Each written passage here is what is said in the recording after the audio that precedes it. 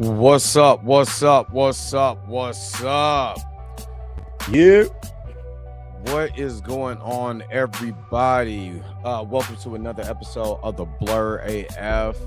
I am your host, Dre Mack, along with my host, Bluminati. What does it sound like, Dre? The sound like you on you're not on Chrome. Nah, I'm on Chrome. I just want to you over there pop locking in your Rolls Royce. That's what's in up. the Sheraton. Maybe it was because the music was up. I'm not for sure. Oh man. It sounded like it was. Oh, you good now? I thought you was on Yahoo or Something like I'm what on, was it? What on was Ask it? Bing. Jeeves. I thought it was Bing. on Bing. Ask Jeeves. Oh man. So what's going on, everybody? Live from the AO chat room. So we got a few things to talk about, man. We gonna talk most definitely about Supergirl because that trailer just came in. I'm gonna ask Bluminati about Black Snape and race swapping. I had an interesting conversation about race swapping with my brother, and I wanted to pose some things on my man Blue and see what he thinks about like the overall thing about race swap, like the overall information or what he thinks. Oh yeah. And then most definitely, Black Snape, and then what else did I put on here? It was something else, and I'll think about that when I get to the thing I wrote out. I forgot what I put, but was it Spider-Man Brand New Day? I don't remember. I forgot. It's another subject we're gonna talk about. Doomsday being possibly moving. Did they move, or they possibly could be moving? Talk about possibly. Mm-hmm. All right, so we gonna get into that today. So hopefully you guys are happy. Hopefully you guys are healthy. Shout out to my man Heavy Gan over at the Heavy Gan channel. But y'all already know what we do, man. Let's go. What does this button do?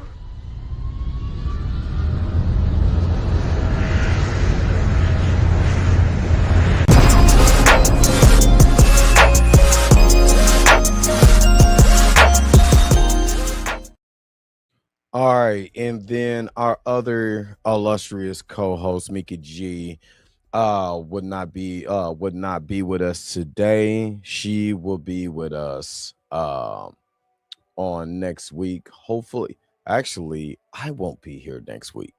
I just thought about that. Also, I'll be coming back from Florida. No, I'll be here because I'll leave Sunday night. I'm tripping. Right? Huh? That should be the week after next, right? This week after that, but no, I come back Monday. I mean, I'll come back Sunday night. I don't get into Kansas City until Monday, like 12, like a little after midnight. So what I'm talking about, I'll be here next week. Same bat channel, same bat time, same bat channel. And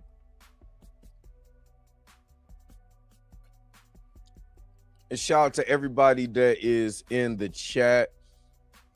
Some of them questions is crazy. We ain't answering that. Right. Y'all over here, y'all be tripping. Y'all be tripping. Is there a delay? Is there a delay on me? Yeah, you are popping though. Like legitimately, like your mic is popping. Oh, I am popping. Yeah, you popping. Let me swap it out. Let me swap. Let me go. It might be Chrome. Hold on, I'll be back. I'll be right back. I got damn Chrome. Wow. But shout out to let me put everything in perspective. Y'all gotta forgive me. I didn't do a show today because look, I think even my do-rag is twisted. It's twisted. I am not lying when I tell you I worked all weekend. Brother tired. Worked all weekend. Got up in this piece this morning. I had to was with my son at the toy museum today. So a brother tired. I'm not even gonna lie. I I didn't. wanted to ask you about that, man, because you posted the pictures. I was like, what am I missing in what you posted? Because you was like, man, I was about to go Dr. I was Umar. about to go Dr. Umar. Was Go it a Dr. black Umar. museum or was it a black section? No. It was so it was the Toya Miniature Museum in Kansas City. The first time I've ever been there. I didn't even know this place existed. So, they have the downstairs is for the miniatures.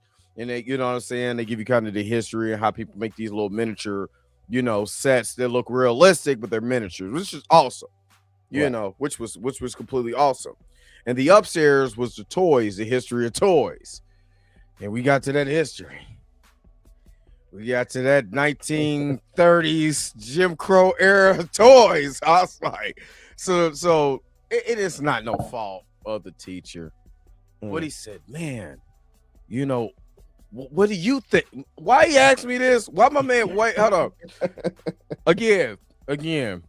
Shout out to my son's teacher or whatever, but he was dressed like like Bobby Caldwell. What you won't do? We had the hat on, everything.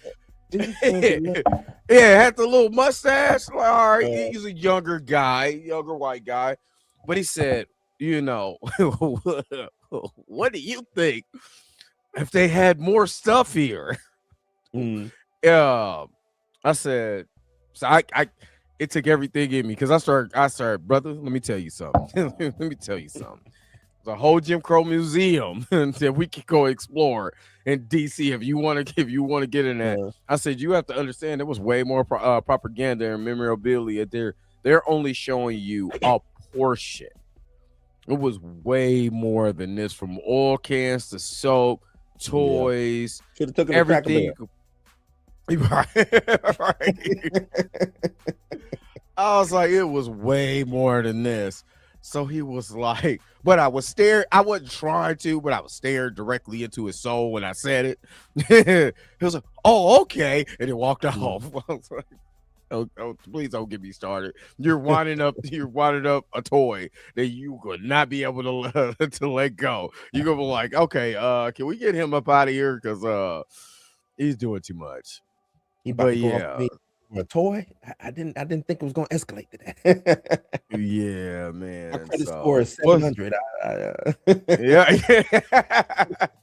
So what's up, Pam? So yeah, that's where I was at, and I worked last night. So I I came home, I ate, got an hour of sleep, and got up, and I was fighting. Boy, I was fighting. But it's my son. It's my, so gotta be with him. So it was fun. It did date me because I'm not gonna lie. You see that Atari 600 in the museum, you see a Nintendo with the laser zapper. I'm like, man, I'm old now, man. The lasers at the Nintendo. I'm like, the Nintendo, the Game Gear. They had Sunman. When I saw Sunman, I was like, yeah. That's Sunman. What is Dre mad about Sunman being on display? I'm like, it was part of the. It was like 30s, 40s, 50s, 60s, 70s, 80s, 90s. That's where it stopped at the night. Or no, it stopped at the 2000s because you had Beanie Babies.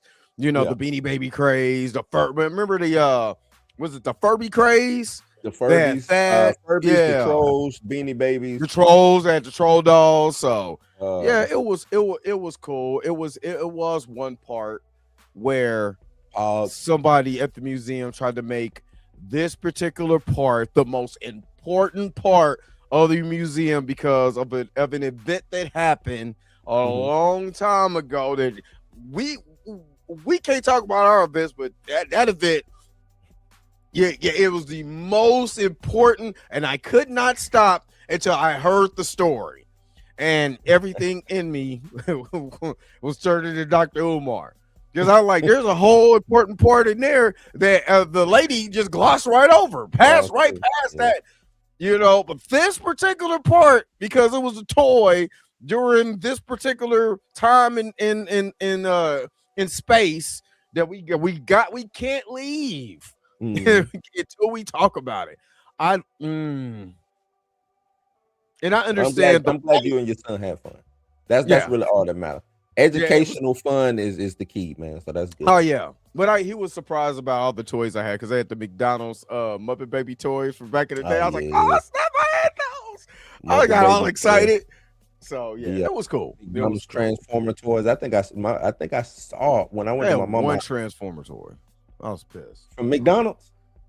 No, The they only had like a McDonald's Happy Meal box, but with the toys that was they came with it, but they only had like as far as all the toys that they showed, they had one Transformer toy, which was Optimus Prime in the trailer, the original Optimus Prime toy with the trailer.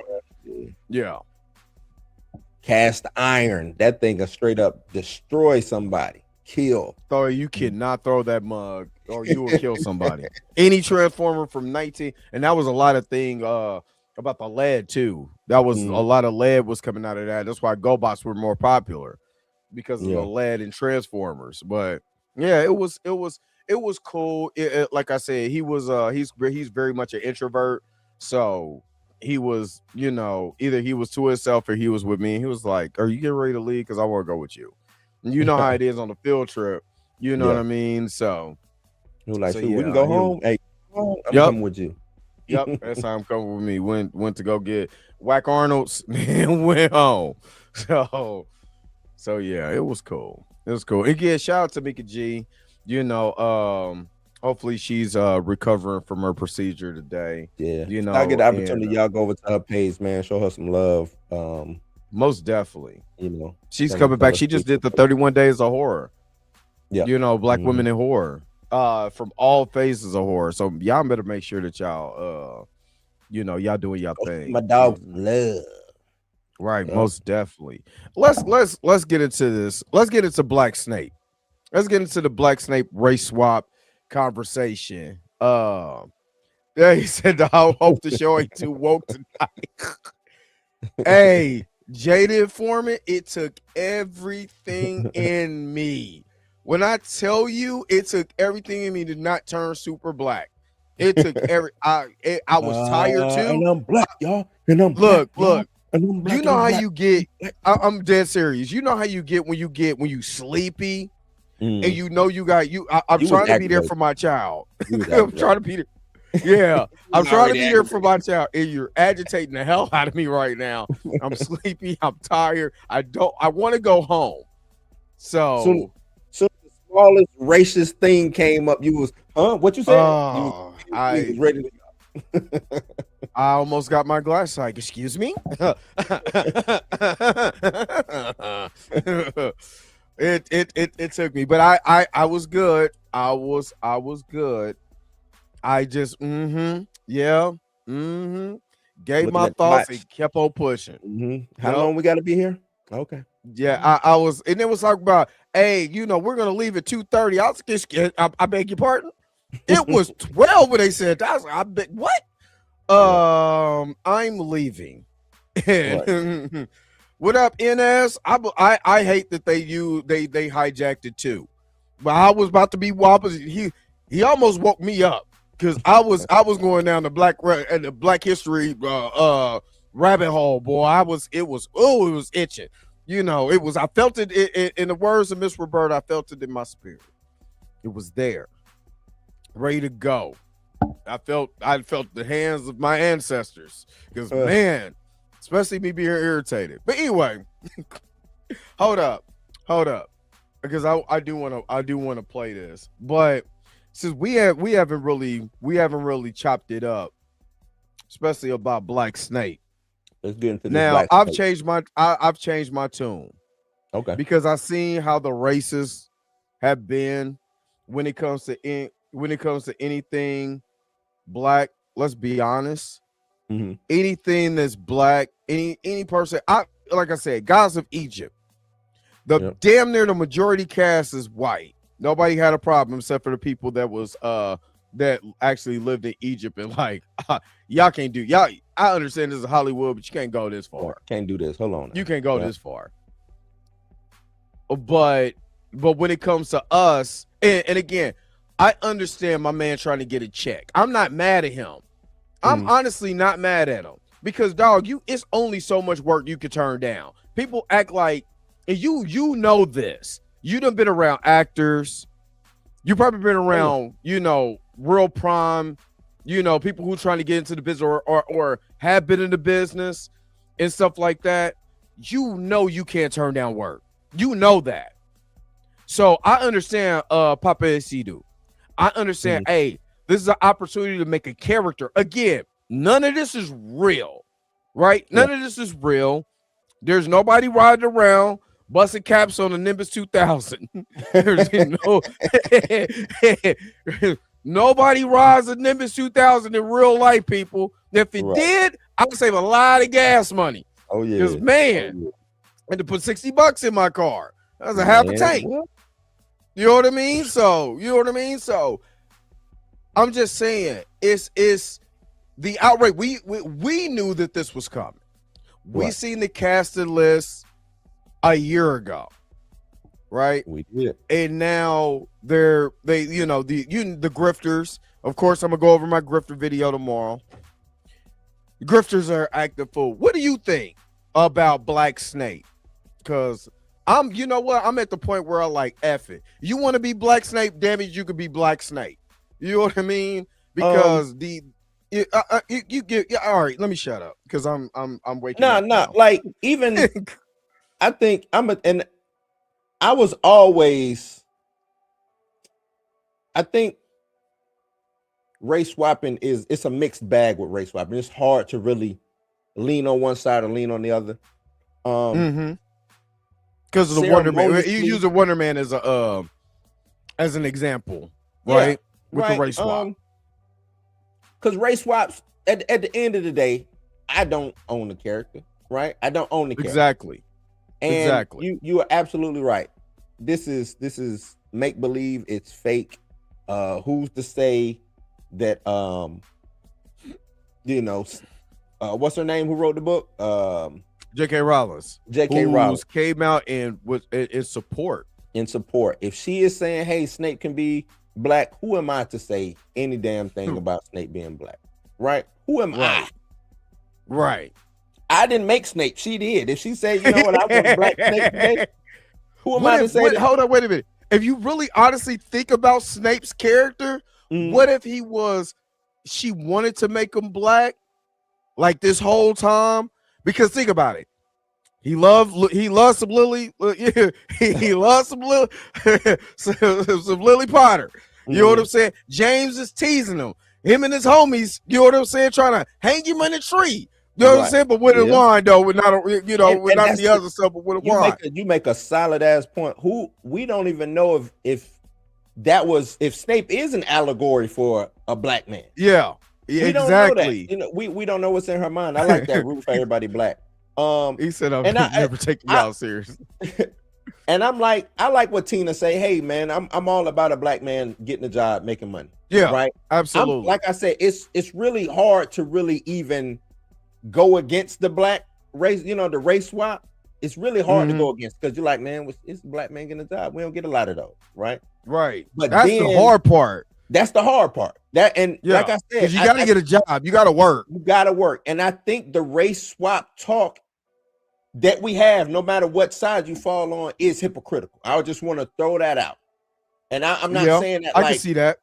Oh, you're a hypocrite. You're a hypocrite. No, it's just the hypocritical talking point because, especially coming from black folks, if you're against the race swap, right? Then it's like, well, damn, you don't want the black man to have a job. You just want the, you know what I'm saying? But then at the same time, it's like, nah, I want the black guy to go get the job. You know what I'm saying? We shouldn't have to get the white scraps or the you know what I mean? Because that's what it be feeling like sometimes. He 3-5 a wizard. You better stop it. You better stop it. My man Snape's a half-blood prince, Black Snake, half-blood prince. Y'all better stop it. So that's what I mean by like the hypocritical talking points of it. You know what I'm saying? I get what you're saying. I dig what you're saying. So with this, like I said, J.K. Rowling, if she said, "Hey, look, man, Snape is gonna be black," and this ain't that Harry Potter, right? This ain't that Harry Potter. Just like somebody was telling me, "Hey, this ain't that Wonder Man." And look, I'm fine. I get it.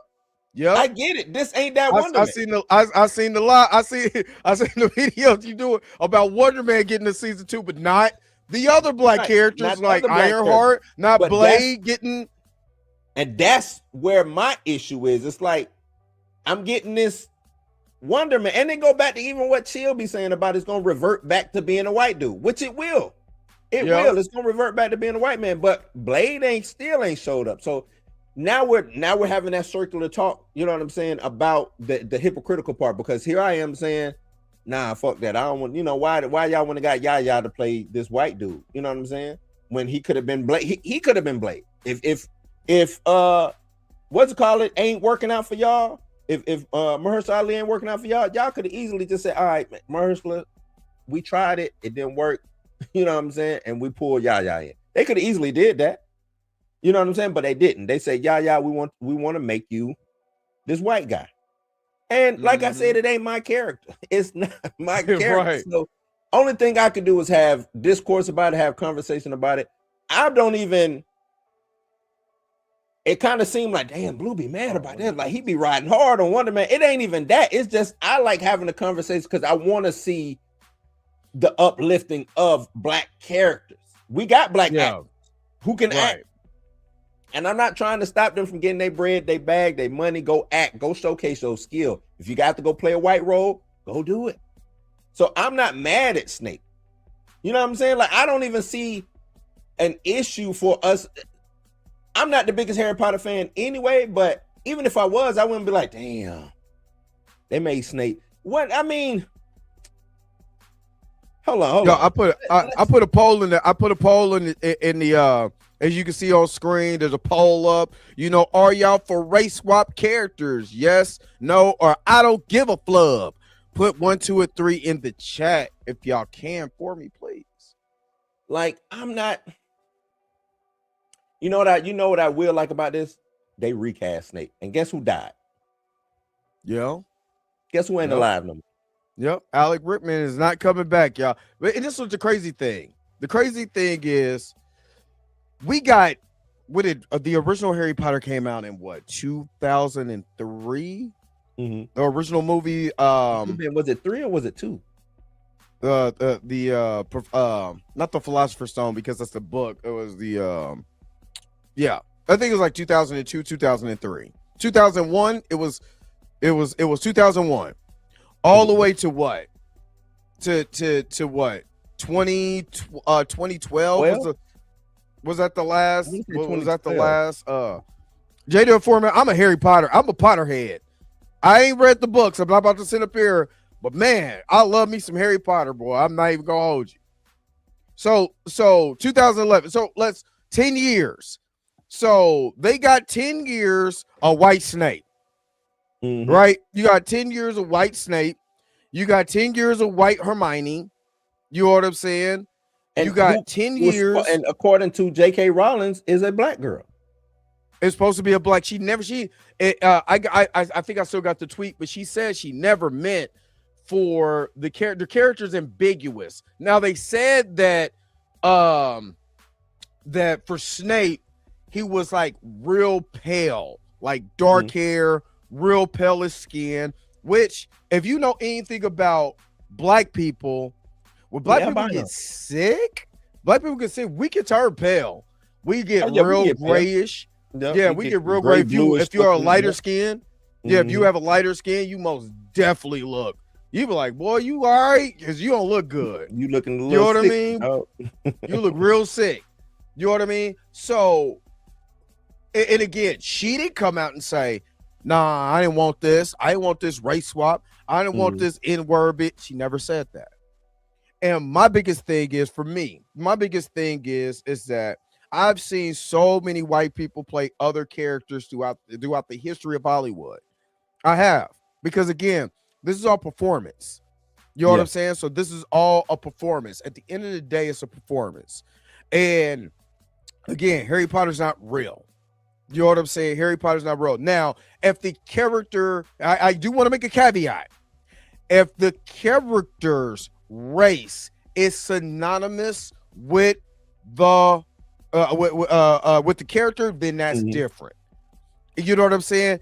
if he's supposed to be Sudanese, you know, and you're talking about Sudanese issues, you can't have a Belgium there. You can't have a German there. I understand. You know what I'm saying? I understand that. That you know, goes back to, and you, like, I'm gonna keep dogging in on Wonder Man. Wonder Man is a white man. His whole persona is white. His whole persona is daddy white. Being in competition with Stark and having this big business and all of that. But they totally took that character and flushed that original character down the toilet. I mean, they did. I say that they did. So maybe this ain't a race worse. This is a whole new character. This got to be, because think about the we talked about the Ultimate Universe, Wonder Man being a bodybuilder, being super tan, all of that. Right. He ain't even that. Yeah. He ain't even that as a character. The whole character arc that they put Brother Voodoo it made him an actor. Like, if you want to keep it honest, a Haitian brother with powers. They did. You're right. They took that is Brother Voodoo. And they made him an actor. Yeah. See, so this is what I'm glad Abundance said this. Look at Ultimate Nick Fury. All right, so me and my brother, we talked about this last night. Mm-hmm. He said, we was on our way to work, and he was talking to me about Nick Fury, and he was like, brother, I grew up with white Nick Fury and the Howling Commandos. Right. He said, I read those comics. So when I seen Samuel L. Jackson with the eye patch and the trench coat, it threw me off, because the character that I invested my comic book money into was white Nick Fury. And I understood where he came from. You said what? With David Hasselhoff. Yeah, with David. Yeah, old Dave.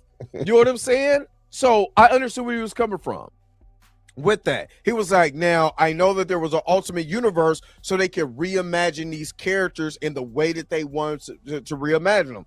You know, Ultimate Spider-Man, I mean, hell, we have the 2099. The 2099 comics was supposed to be, it was almost the first Ultimate Universe to see what would look in a different time frame where all the characters are gone. Now we get new characters. There was a way. So DC and Marvel, as far as the big two, has always tried to do a alternate version of the characters, doing a Elseworld story, an Ultimate Universe story, you know what I'm saying, or a dystopia future story. They've always done that. So a part of me is like, what is the difference now? We know Marvel Studios is not the 616. It's nowhere close. Yeah. It's nowhere close. So a lot of it is like, well, why are we complaining? Like, honestly, why are we because it's nowhere close. It's not, and I'm with you. There's no need to. It's okay to have a discourse, but I don't necessarily think you need complaints. I don't think you need bitch and whine and moaning and stuff that's like gonna come from the grifters. And maybe they'll say what I do is bitch and crying and complaining. I'm really just having fun with it. I just think it was the thing is, I don't even mind him playing Wonder. If he would have played a dope ass Wonder Man, I'd be like, okay, well, he did dope. But no, he played a dope ass Simon Q. Williams. I don't know. You know what I'm saying? It's Simon Quincy Williams. Yeah, it's stuff like that bothers me. Like, it's not necessarily the skin that he's, you know what I'm saying? Like, if you do some dope shit with this taking into account Nick Fury. Yeah, because he did some dope shit with that character. Like, he embodied that role. Sam Jackson embodied that role. Right? Not only that, in order to make Black Nick Fury look like Sam Jackson, they called up Sam Jackson and said, hey, Sam man, Jackson, we're thinking about making Nick Fury black in the comics, and we want to use your face. Yes. You know and what I'm saying? And he was like, yeah, mother, you gonna give me some money? Nah, he was cool with it because he's a nerd too. Yeah, he a nerd too. So of course, if they say, hey man, we're thinking of doing Duke from G.I. Joe, we want to use your face. Yeah, man, go ahead and make me Duke or Deathstroke. Yeah. We thinking making Deathstroke black. I'm fine. Yes, go ahead. because I think Destro is black anyway. I think Destro's supposed to Yeah. be black. Oh, he's been black. He had a pimp cane and a pop collar. Come on, Yeah, man. Destro's With his black, with you his know what I'm chest saying? hair sticking out. He was a pimp. And who did he have with him? A white woman named the Baroness. You can't tell me that man wasn't black. Destro black. Yeah. Destro was based on the black pimp. Because if you really think about it, if this is something that people complain to, because I understand the argument on this side too. I understand the argument where we have to. There are black characters that are not getting shine, and I get that, but I also have to look at patterns of behavior. Right. Patterns of behavior or Hollywood is not pushing, these other black characters, especially in the superhero, in the fantasy space. There's so many black characters, that's out there. He-Man with Sunman. Yeah. We rather have Eldest Hodge play Man at Arms instead of Sunman sitting right there. And they're probably looking at the actor. That's why I got to give Wonder Man his props. In Wonder Man, in the show, they said, hey, we're looking for the best actor for the job, and you're the best actor for the job. And I do believe at some points, you're looking at this guy because it's the talent. You don't give a damn what he plays. You just want him to be a part of that talent. You know what I'm saying? So I could see that. Yeah, I could see that. I'm not mad at that take because, us as black folks, that's kind of sometimes the only thing we can stand on, being the most talented. And even then we get overlooked, you know what I'm saying? So I totally get it. Hey, best man for the job. But if I hate to say it, if I'm a casting director, dog, and I've been seeing the Baroness for the last 40 years be this white woman with black hair, I'm gonna be looking for the best actress for the job to play a white woman with black hair. But that's me though. But yeah, because again, we know that comics, fantasy was the original FUBU. Shout out to my man Rob over here, now pushing some black indie comics. They were the original FUBU for us, by us. Everything whitey white. Right. You know what I'm saying? And that's why I love Stan Lee when he was like, look, you still, at the time, he had to play the role. But he knew outside of his window it wasn't a bunch of just everybody white. He knew that. You know what I'm saying? Especially in New York City. Yeah, the melting pot of America, which the biggest import of immigrants. You know what I mean? Yeah.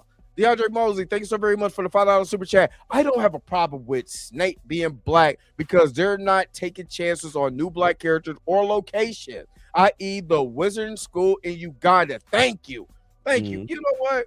I'm gonna hook you. I'm gonna hook you up real quick, but I'm gonna get you this real quick. Gang bang, gang bang, gang bang. You are truly amazing. Gang Thank you for your super chat. Gang bang, gang bang. All right, and then go ahead. I just wanna.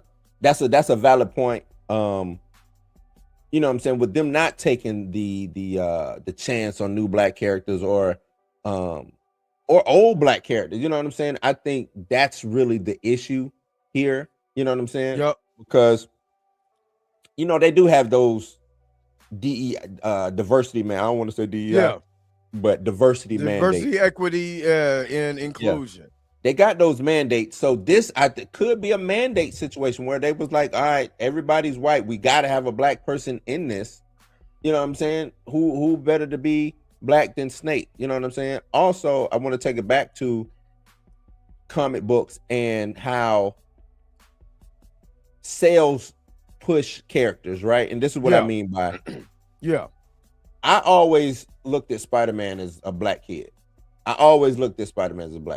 You know what I'm saying? From Queens. Me and my brother had that conversation because he's from Queens. He's struggling. He's trying to work, pay his rent. Home. And not saying that it's not white folks out there like that, but there was a lot to identify with, you know what I'm saying, some blackness, some black coded things in Peter Parker's life.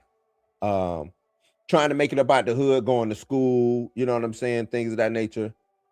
Getting bullied, trying to join the gang, or you know what I'm saying, like all of these things happen. You know what I'm saying? I wonder how many of these creators couldn't make a black character, so they just made a black coded white character. Yeah, that's what I'm, because if you really think about it, that's how I kind of felt when I read older comics. A lot of it felt black coded. Yeah. You know what I'm saying? A little bit. If you really, that's why I said, when you look at the character of Snape is getting picked on because of the way he looks and stuff like that, which could be ambiguous to anybody. You know what I'm saying? That's not a necessarily black character trait or whatever, but that could be to anybody. He likes the girl. That could be ambiguous to anybody. The girl's boyfriend picks on him, all of that stuff, tease him throughout the whole time because of what he looks like. But here are his physical traits: dark hair. You know what I'm saying? You know, not so attractive or whatever. Mostly like pale-ish type of skin. So if, say for instance, Snape wasn't played by Edu, and he was played by a lighter guy with dark hair, that could be, you can see he could be pale, people will still complain, even though like technically if you look at a light-skinned dude, old dude from him, let's say old dude from him played. Yeah, you know what I'm saying, people will still complain because because he's black, and this is where it's pissing me off, because with the Grimster, because it's just because he's black. Which again, think about it like this: black dude going to a all wizarding school where you call people mudbloods and muggles. He sees this white chick and it's like, hey, I see everybody around here, but man, that white lily, woo, gotta get that lily. You know what I'm saying? And then her boyfriend picks on you the whole time. You know what I'm saying? And your love was for them eyes where he kept looking at, boy, you got your mama's eyes, boy. I'm gonna protect your baby, even though the baby's not mine. I'm gonna protect that baby. Don't that sound like a suburban black dude to me? I don't know about you, but a dude getting picked on messing with the white girl. I'm sorry, sound like a suburban brother to me. I think it'd be a lot of, you know what I'm saying? It's a lot of, I'm gonna tell you this, back in the day, this is the reason why, I always, I don't want to say I had an issue with this, but when it came to like LGBTQ, back in the day, it was a lot of gay coded things. It was a lot. Matter of fact, I think. Hold on, I'm gonna send you what these stencil sent me. Go ahead. I think. Go ahead, bro. Growing up in the 80s and 90s, I think might have been the gayest time ever. Really, it really was. It really, if you're an 80s baby, especially if you're early 8, it was gay. It was gay. Really gay. It really was gay, gay coded, and a lot of things slid. We let Prince slide. We let the dude from Cameo walk around in red draws with his, you know what I'm saying? All of them dudes had that androgynous look. What's his name? The Isley brothers. My man from the Isley brothers got his shirt tied in a knot, and he's sitting there in the album cover. With his hands on his hip. You know what I mean? Walking around, with the midriff showing your abs, all breaking, pop locking and stuff. Like you remember the jersey that was cut in half? Yeah, the midriff jerseys. You know what I'm saying? Tight ass corduroy pants that when you walk, you getting heat and friction. It was. Biker shorts was a thing. Oh my God, I had some too. Ladies and gentlemen, biker shorts was a thing for men. Yes, it did, and the fanny packs, and the fanny packs. You know what I'm saying? So I'm pretty sure. Hold on, Chris Rock and Fifth Element was. You mean Chris Rock wasn't Chris Tucker? You mean Chris Tucker? Yeah. Stop y'all hating. I mean, everybody was body rolling. but Marlon made it. Look at Marlon. Yeah. I looked at that torture video. I watched that torture video at least once a month. And then I go watch Body. Just so I can see. So I could get my nostalgia back. And man, it was very, very tight. They didn't start attacking gay. People got to remember that in the 60s, 70s, because it was taboo more in the 60s, but in the 70s it really started attacking gay people, called it it was a disease, or it was mental health and different things like that. It's so the HIV really hurt the gay population. Yep, that's what it is. HIV was a way for them to really attack the gay community. Watch the movie Philadelphia, you know, other movies. That was a way for them to attack the gay community at that particular time. But man, was it gay. You didn't know who I mean, when I was a kid, I thought Prince was gay. I really did, until I got older and Prince would knock every chick I thought Michael. I didn't know. I'm a little kid. Where if you had uncles, because check this out. You know this, Blue. Nobody cared. Right. But you know this, Blue. You had some of your hard uncles. Some of your super hard uncles or cousins. But you also had that cousin who had a friend. They called him my friend.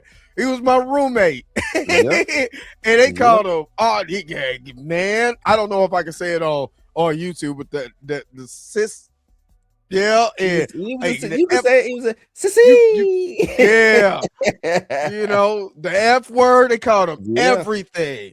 You know what I mean? They called him everything. But these same dudes had jerry curls too. It was called long jerry curls. The thing is, you didn't and I hate we done moved it to this. We didn't know it. Like, you know, we didn't know. You knew we you had know. special, you know, you suspected, but you didn't know.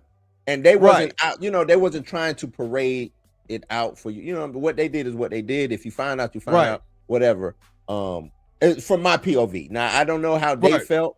I you know what I'm saying? This is not to like bash or out. I'm not trying to do that.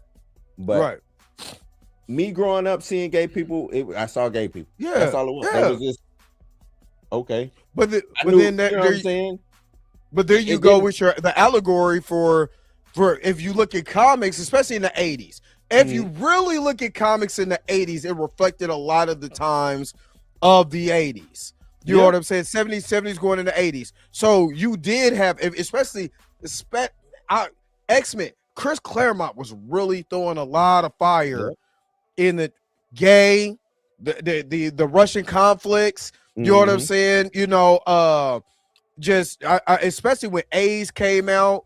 You know what I mean? When AIDS was really a big thing than they do now, because now it's so super fictional. And that's another thing too. Like people coming out and say, "Oh, things wasn't woke back then." What are you talking about? Yes, it was. What are you talking about? What because it wasn't woke back then? Everything had something to do with this political thing, whatever was going on overseas. What was crack epidemic, gay people, all of that. I mean, even because to say no to drugs, you got to remember, we're Reagan babies. Yep. So we grew up and say no to drugs. So when you see the episode of Transformers or G.I. Joe, they got the red, they on that red stuff. Oh yeah. They were talking about drugs because that was the big thing then. Or you talk about discrimination. They did a whole little PSA after the cartoon. After the cartoon.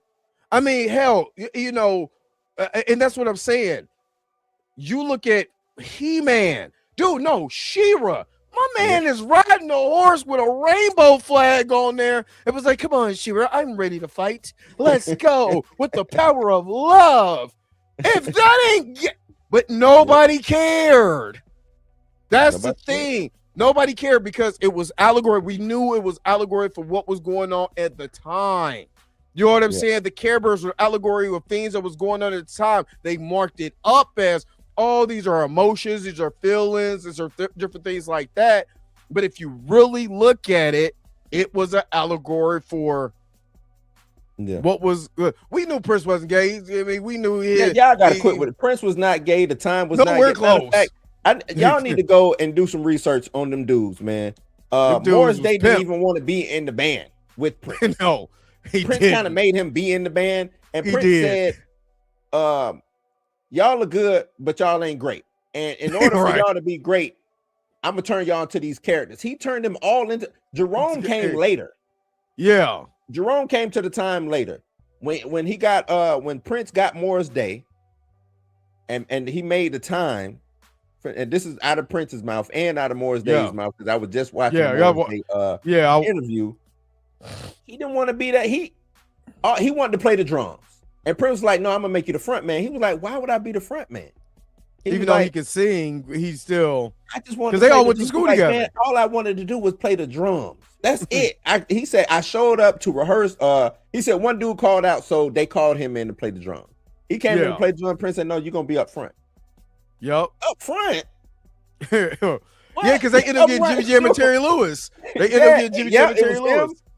Jimmy Jam, Terry Lewis, and there was one more guy. I can't remember the other guy. I can't think of the guy's name because I seen that Morris Day whole interview. It was on Vlad. I watched the whole Vlad video too. Because he was talking about how Prince, he said all Prince did the whole time the dude was there, Prince would jam out and he would go from being like super like funny. He'd make some of the dopest little crack ass jokes, just being funny. And then his whole demeanor changed, and all he did was stare at serious. Yeah, super serious. Super serious. And I was like, that shit sound crazy. He was like, imagine this little short 5'1", Jelly Bean. Yeah, Jelly Bean. Jelly Bean. Yeah. Jelly Bean. Yeah. You had Jimmy Jam, Terry Lewis, Jelly Bean, Morris Day. Who was Jerome it? Was another later guy. Jerome came later, but it was another guy that was part of the original time.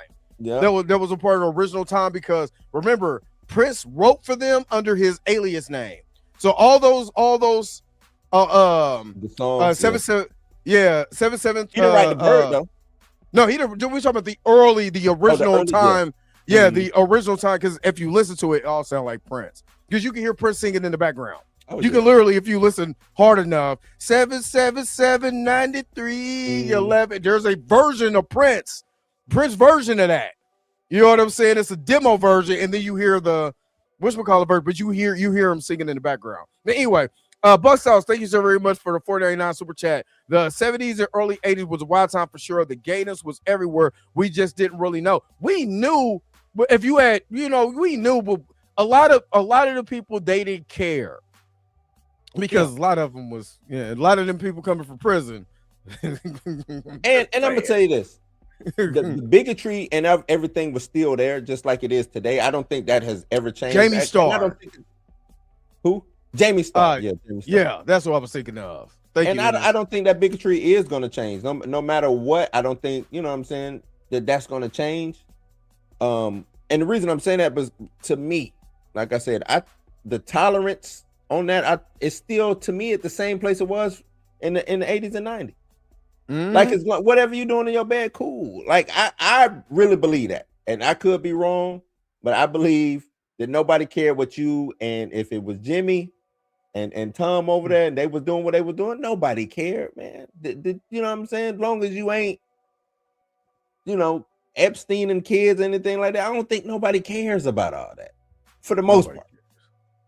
Hey, did you see what I sent you in our chat? Let me get these super chats, man. I appreciate it. I got your other super chat. Let's go. Oh, God, you are truly amazing. Thank you for your super chat.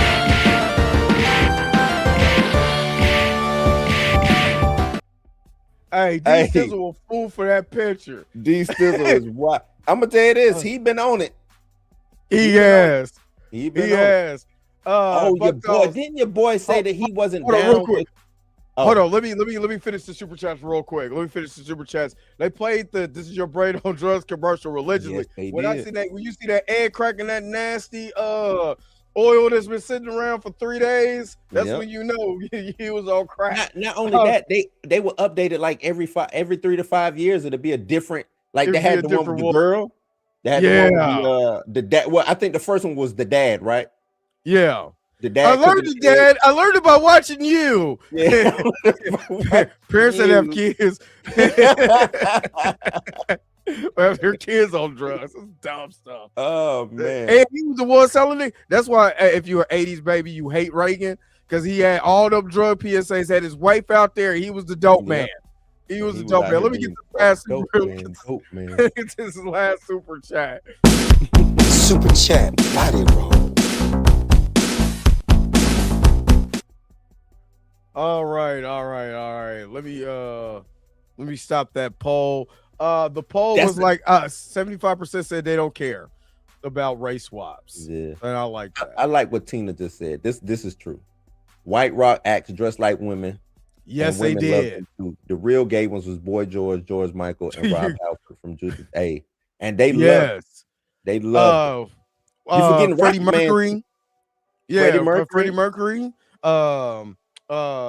What's his name? Rocket Man. Oh my God. Sir Elton John. Elton John. Yup. And they were loud, proud, and out, especially in the 80s during all of that. So yeah. But to tie it back into Snape, because we're about to wrap up the Snape conversation. Like I said, it could have been an allegory for anybody. You know what I'm saying? But if J.K. Rowling comes out and says, you know what, I don't care. I love the casting. He's going to do an amazing job. I heard he's a phenomenal actor. And this is my introduction to Papa Isidu. This is my introduction. So, in honor of Papa, being Black Snape, I want to play out a little something real quick. You know what I'm saying? Just for Black Snape. I'm Black Snape.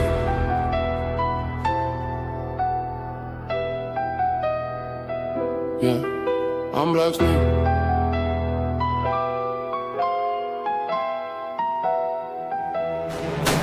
Yeah, black cloak, black skin.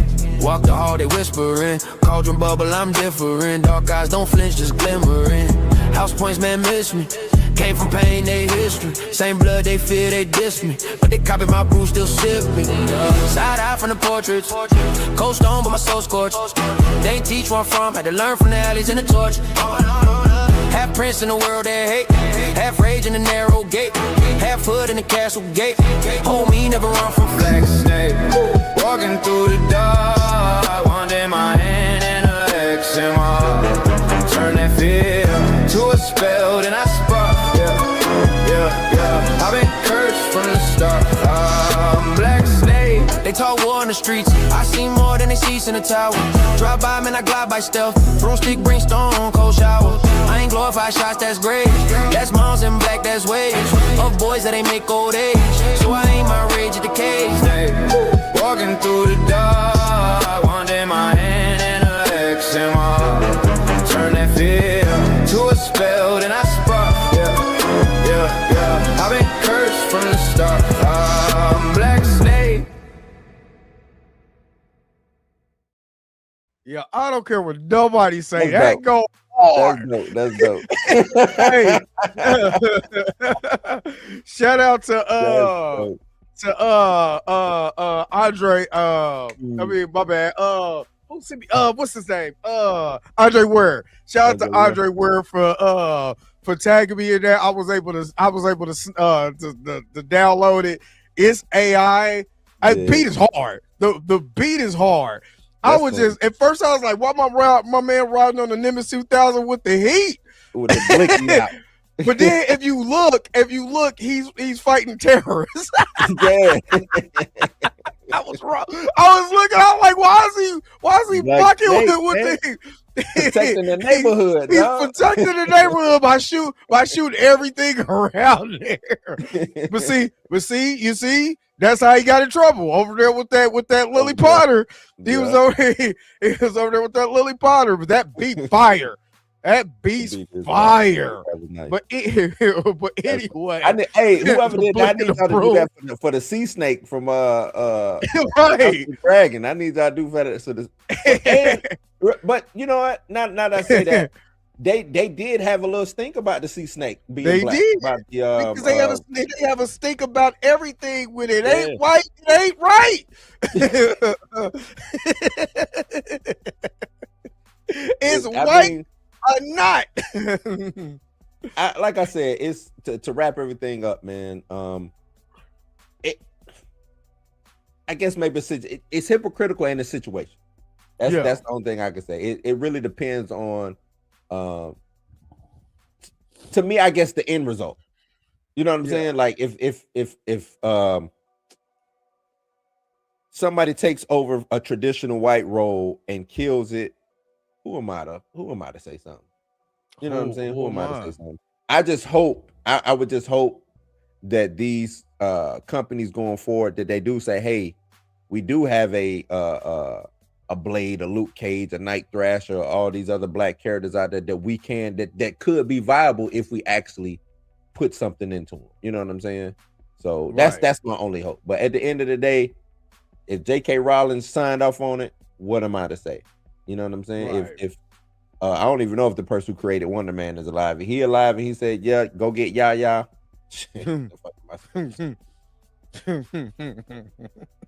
But I tell you what, Wonder Man ain't been relevant for a long time. That's the only reason why I'm like, so you couldn't pull one brother, man. Wonder Man, that's a big thing too when it comes to me. Y'all went and got this non-relevant guy. Y'all could, if y'all can go get a non-relevant Wonder Man, why y'all couldn't go get Night Thrasher? Exactly. You know exactly. I mean, like, you know, I can't wait to get me a Nimbus 3000. You know what I'm saying? With the 2 kickstands on the side, because I got my heat. I got the heat. You know what I'm saying? Just in case they come through the neighborhood, boy. I got the air advantage. I got my wand with me. Oh, that's why, because he's not supposed to use his magic. You know, while he's in the Muggle world, can't use his. You know, so you had to go get the heat. You know what I'm saying? That's what it is. What? Nah. Hey, if he walking around with the heat on him in this show, though, when he out amongst the Muggles, hey, I know what flashing that thing to get him. You know what I'm saying? Boy, the black community will tear this show to pieces. It was like, not only did you make a black, it was crazy. Everything. This is what I want to say. And this is the honest to God truth. Everybody gets. We done seen white people play other characters for years. Yeah, they could be action heroes. They can have guns. They could be John Wick or whatever. People looking at that, see a snake with a gun feels a certain way because we have been taught and trained. Even being a registered gun owner here. That we're violent, that we're, you know what I'm saying, that is something that's hood. They can have their way. That's why I'm big. I'm really conservative as far as like the right to bear arms, the right for free speech, all that. I'm conservative on that because if they can have it, I can have it. You see what I mean? And I got my heat upstairs. You know what I mean? So I'm just saying. So when we look at stuff like that, everything is bad. We look at Black Saber like, we should do this, we should do that. No, I'm honestly, dog, no. I want him to play it. I want him to kill it. Because if I can see these people being whoever they want to be and their imagination is vast, I want I want that same energy. That's it. Yeah. I want that same opportunity. And yes, would I like other black characters? Because I'm on Tina's now. I'm gonna lean toward Tina's side. Do I want other black characters to get their shot? Yeah, the hell I do. But in the meantime, swap. Yeah, especially if they kill it. You know what happens? What's gonna happen? I'm trying to tell you this. That brother gonna kill it, and you damn near gonna be like, well, Alec Rittman, but man, the way he doing this, and we can have that conversation. As long as we can still have that conversation with T'Challa, I mean, we good. The bad thing, right? The bad thing is, if let's say this does fail, I doubt it. I doubt it too. I'm just saying, he'll get blamed for it. He'll take a lot of the heat. He won't get, you know what I'm saying? Yeah. His career, I ain't gonna say his career be over, but it won't elevate. Everybody else will fill up. You know what I'm saying? Yeah, he'll fell back. Next time they do a Harry Potter, it'll be a white snake. You know what I'm saying? But he'll be regulated into doing some others. You know what I'm saying? Just to make ends meet. And that's the stuff that I don't like when it comes to things, because that's the same way I look at. And we had that discussion about with Jonathan Captain America. Yeah, they did the same thing with Jonathan too. Yep, Jonathan Majors. You know what I'm saying? You put him in these spotlighted roles because it's a traditional white role. You put him in there, something goes awry. You blame him. You know what I'm saying? He can't get a job. Like Anthony Mackie, after this, I don't see him. This gonna have to work. It's gonna have to work. It's gonna have to work. All of his projects he's done outside of the MCU has not been good. They haven't. Well, I take that back. What's the video game? Black Mirror, but I'm talking about his movie role. The driving game. Twisted Metal. Twisted But I'm Metal. talking about movies. Yeah. Oh, Talking about movies. the movie. Yeah. Yeah. I did want him to be. I ain't gonna lie. If Sirius Black would have been black, I would have. Oh man, I knew who I'm cosplaying. See, that's me. If I'm doing black character, 'cause that's one thing that I did like about the House of Dragon. They didn't just make one black, Targaryen. They said, nah, we make the whole family. The whole line is black. What you do? Black Snape. You know what I'm saying? Sirius Black. You just start finding people who can I turn black? I wonder who can I race? He said, "Who can I turn? Who can I turn black? Not Mexican. Black. Like if we turn the folks black, let's go in. Let's not Mexican. Not no other black. It's black. only us." Yeah. They thought Hermione was black, and she ended up being Portuguese. She's like, I think, or white. No. Is she Portuguese or is she South American? One of the two. You know what I'm saying? So yeah, Sirius Black. I would love, man. Sign me up for Sirius Black. That'd be so. I'm with Black Snape. I don't care what nobody say. I ain't say I'm with Black Sirius Snape. Black and Black Snape on the prowl. Yep. And they used to have a little beef back in the day. Oh yeah. Yeah. But yeah, even the girl who's playing Hermione is literally more. Now we can talk about Black Snape all day, but the girl who's playing Hermione literally sounds like what when J.K. Rowling, and I think I still got it or whatever J.K. Rowling said about Hermione and what she should look like sounds more like the girl that they picked for her than anything else. Okay, December 21st, 2015. Canon, brown eyes, frizzy hair, and very clever. White skin was never specified. God damn, I'm sorry. Messing up. Rollins loves Black Hermione. That's from J.K. Rowling herself. That is from her herself. That's what she wrote on Twitter. God, I can't talk. So yeah, anyway, them hating on the kids is wild. It's stupid. You know what I'm saying? Hating on the kids is stupid. I don't understand. Because them kids ain't did nothing. You know what I'm saying? Like they didn't do. They showed up, got cast as these roles, and I know all these Potterheads out here and stuff like that. But you gotta like they showed up to do a job. Let them do their job. You know what I'm saying? Let them do their job. Never know. This would be when those. This is why a recast is good. Now you get the opportunity to see if somebody is better than because buddy could be better. I don't even think it's better because I think it's what's their take on it. Like RoboCop. You're right. Let me not use the word better, but see if this take is comparable. Let me say that it's comparable to what the original was because the original, which like what it was, 01 it came out, 02. You talking about Harry Potter? Yeah, Harry Potter. Yeah. This is 25 years later. Right, and those are movies. This is a series. This is a TV show. You know what I'm saying? Which they could tell more of the story from the books. That's why I like the series more, and I'll be watching it. With it. Right. Yeah, because there's stuff in the book that they couldn't use in the movies because it'd be way too long. And I just really watched the first Harry Potter movie. It's 2 hours and 37 minutes. Yeah, all of those movies was long.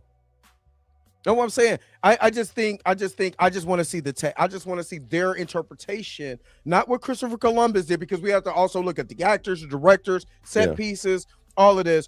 Christopher Columbus's version of Harry Potter is magical. It had whimsical and had all of this. What is this new version? Are they going to stick more to the book? Really to the book? You know what I'm saying? And will we see different elements of that book come to life? That's what I'm looking for. And when you have an hour to tell each story in 8-hour episodes, then you could tell the majority of the book for the Philosopher's Stone. Then you could tell more of the story for the Chamber of Secrets. You tell more of the story for the Prisoner of Azkaban, so on and so forth. You know what I'm saying? So I'm for it. I'm all for it. I'm all for it. I'm not mad at this, Puma Lee. If they wanted to do a Lost Boys with black characters, I wouldn't be mad at it. You talking about the vampire movie, right? I'm with Or you that. talking about Peter Pan and Lost Boys? I ain't mad at Peter Pan and Lost Boys being black neither. Make them, you know what I'm saying? Like, let's go for it. Let's go Right. for it. But I ain't mad at that. Snape, Why not? you know why Snape is iconic is because of Alec Rickman and the story. When you first meet Snape from the Philosopher's Stone all the way up to especially the Half-Blood Prince, and you really see what cracks. If you're not a Harry Potter fan, I'm not going to ruin it. But you really see what happens, then you be like, damn, Snape, you mother. You know what I mean? You mother lover. You know what I mean? It's good. It's almost like the story of, like, you know, everybody who's on, you know, I'm a Dragon Ball Z fan. It's like the Vegeta story. You start with Vegeta at one point when you first meet Vegeta until you get to where he's at now. You see the character arc. You see the passion and love and stuff like that from where he starts. Man, it's great storytelling. And at the end of the day, I came to watch a story in live action. Right. You know what I'm saying? Where actors are portraying this character. And if they give me the feels, I don't give a damn what color that person is, honestly. And that's if it want, and you know, this is an actor, somebody who grew up in the theater and all of that. At the end of the day, you just want the feeling of the character. That's it. That's it. Like I said, I'm looking for the essence. You want the essence. You want the feels. You want to say, dude, I can see this person. This person did an amazing job. Hell, I did a race swap. You know what I'm saying? For Charles Dickens, what was I? The Ghost of Christmas. I was the Ghost of Christmas Past. Man, ain't no ghost. I had rattling chains. Yeah. My senior year in high school. So, you know. So yeah. Let me see. Alva Rodriguez said, why race swap? We need more originals like Sinners. True. I don't think, like, the conversation me and Dre are having is not that conversation. That's not the conversation we're having. We're just talking about race swapping in general, like, because it's not going away. It's my side of things is it's going to happen either way, and because I don't know when you showed up, when you came into the to the live, but my viewpoint is, like I said, that it's hypocritical and it's circumstantial, based on the circumstance, like with this Black Snake. At the end of the day, who cares? Snape. I don't know the year that Harry Potter took place in, but I'm pretty sure it's black folks running around London. It was the 1990s. 1990s. Where the original IP takes place is in the 1990s London. 1990s London. Snape could be black. They never, his being, his essence does not contribute to black or white. It's the essence of you know what I'm saying? If the essence of the character is there, because his background is not, was he even being, I guess we would have to do a lineage check on him. The Half-Blood Prince, like what's the other half? No, he's a full, he was I forgot who. Don't give me the line who Snape is actually related to and the reason his significance and stuff like that, but he was actually a full, where he come from a magic lineage. You know what I'm saying? He wasn't what they call a mudblood, a muggle mixed with a magical person. He was full magic. You know what I'm saying? And James Potter was teasing. I would have beat the shit up. Now let me shut up. Anyway, we'd have played a lot of Black Snape. Thank you, Free Spirit, for becoming a channel member, man. You know, I'm gonna have to clip Black Snape a little bit for super chat now. Super chat. I was thinking about making that the intro to my whole damn stream. Just Black Snape. Hey, but I appreciate you, because just like Black Snape, we out here gang banging, gang banging, gang banging. All right. Let's keep it moving, man. Yep. Let's talk a little bit before we get to the main subject. Let's talk a little bit about Doomsday. We spent a little over an hour on race swap. Race swap is one of those things where it's not a nuance to it. You know, it's a lot of moving parts to it. So I understand that. It is. Yeah. So let's get to Doomsday. You said Doomsday did move? Nah, so the word on the curb is Marvel or the powers that be, they're having conversation on whether they should move or not. Nothing solidified, no big write-up or anything like that, but that's what the rumors been going on. I think I saw it on Reddit yesterday or the day before yesterday. John Campion talked about it this morning. Chill and Darius talked. Oh man, you missed some good fireworks on Chill and Darius. Oh man, they were going at it. Oh man, I was drinking. I must have been asleep. I had to be almost spit my water out, man. Darius and Chill was going back and forth about, and I'm gonna get into Doomsday in a minute, but they was going back and forth about the Mando and Grogu movie just coming out, right? And Darius was like, "Man, fuck that bullshit. We're not getting nothing from this movie." No, he wasn't saying that to Chill at the time. He was just saying, Grogu, watching this trailer, we're not getting nothing from. Like, there's nothing. There's, you know what I'm saying? Grogu, right. There's not going to be any kind of what did he say? Character development and all this, that, and the third. He's just still gonna be a baby. Yeah, he's still, and that's exactly what Darius said. He's still gonna be a baby. And so he was like, Chill, bring up the trailer, I'm gonna show you. And Chill was like, no, we're probably gonna get, you know how Chill get it talking. And everybody in the chat was like, uh-oh. Here we go. Everybody knew. I forgot who said it first, but they was like, is Chill trolling? Chill gotta be trolling. Because Darius was like, you can just tell, because he was like, no matter what part of this is in the movie, it's not like it's gonna be some. Darius said, unless they do like a 10-year time skip or something, yeah, Grogu's not gonna talk. He's not gonna be doing anything. He's just gonna be a baby. He's just gonna be doing the Google Gaga baby shit that he's been doing. Yeah. She was like, look at this part right here. It was some dude who looked at Grogu and said, "Are you scared?" And Grogu was like, you know, made a little noise. And then the dude was like, "Well, you should be." And Chill was like, "See, to me, that's a Jedi master teaching him. And from this moment, we're gonna." And Darius was like, "What the fuck are you talking about? Like, what are you doing? Like, why you being so obtuse?" Like, Chill was just so. I was like, he gotta be trouble. And the whole time I'm just watching Darius just fight. The steam started coming at first, and then next thing you know, Darius is like, Chill, get the fuck out of here. Just leave.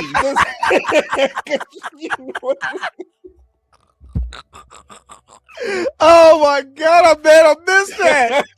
I bet I missed that. That shit had me rolling. Everybody in the chat started dying laughing. Oh my god. That shit had me rolling, man. Man. Man, I love Darius, bro. Man. I love Darius. I love Chill. And when they go at it, it's some of the funniest stuff I've ever seen in my life. It is fun. To my literally tears. Oh my! You know what I'm talking about, man? Why you acting like that? No, it's gonna be some character. We don't know, because it's gonna be some character development. Could be right here. And he was like, "Ain't no way by the third act he gonna go from being Goo Goo Gaga to," because Chill was like, he could end up flying the plane. We don't. Like, it was Darius. Darius, I put this on everything I love. Darius is at his greatest when he's pissed. He is. Darius is at his greatest when he's pissed. Oh my man. God.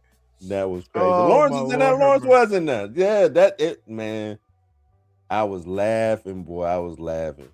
Man. That boy, that Oklahoma come out of him. Oh my God, boy. That is fun. I wonder, is he a boomer or is he a cowboy? Is he like Oklahoma State or Oklahoma? I gotta ask him that. Is he a boomer? Is he a Sooner or is he a cowboy? But yeah, Darius and Chill is because them man. I thought me and Chill be having shit, but no, him and Darius. I forgot it was one. Him and Darius was going at it, and he clipped it. Dude, I was dying the whole. I'm talking about literal tears. I could not stop laughing because he was just like, "What are you talking about, Chill?" And Chill was like, "Huh? What?" That that face he makes. Huh? Huh? What? You know what? Oh, I'm not even gonna talk. You know what? Well, if I'm you not let gonna me talk get my about it. point, if you Let- let me get my point, okay. You know what? I'm not even gonna talk. Not Chill, boy. Chill is a funny guy, man. Chill, my dude, man. Was Funny guy. was that Patreon? Was Josh on Patreon? Was that the one where Josh was on Patreon? No, this Or was was today. this recent? That was This was today? today. Oh yeah, I was asleep. That I was was asleep. today. I was No, that asleep. was I was not. Today. I forgot my son was upstairs. My son's 11, so hey, like I forgot he was here.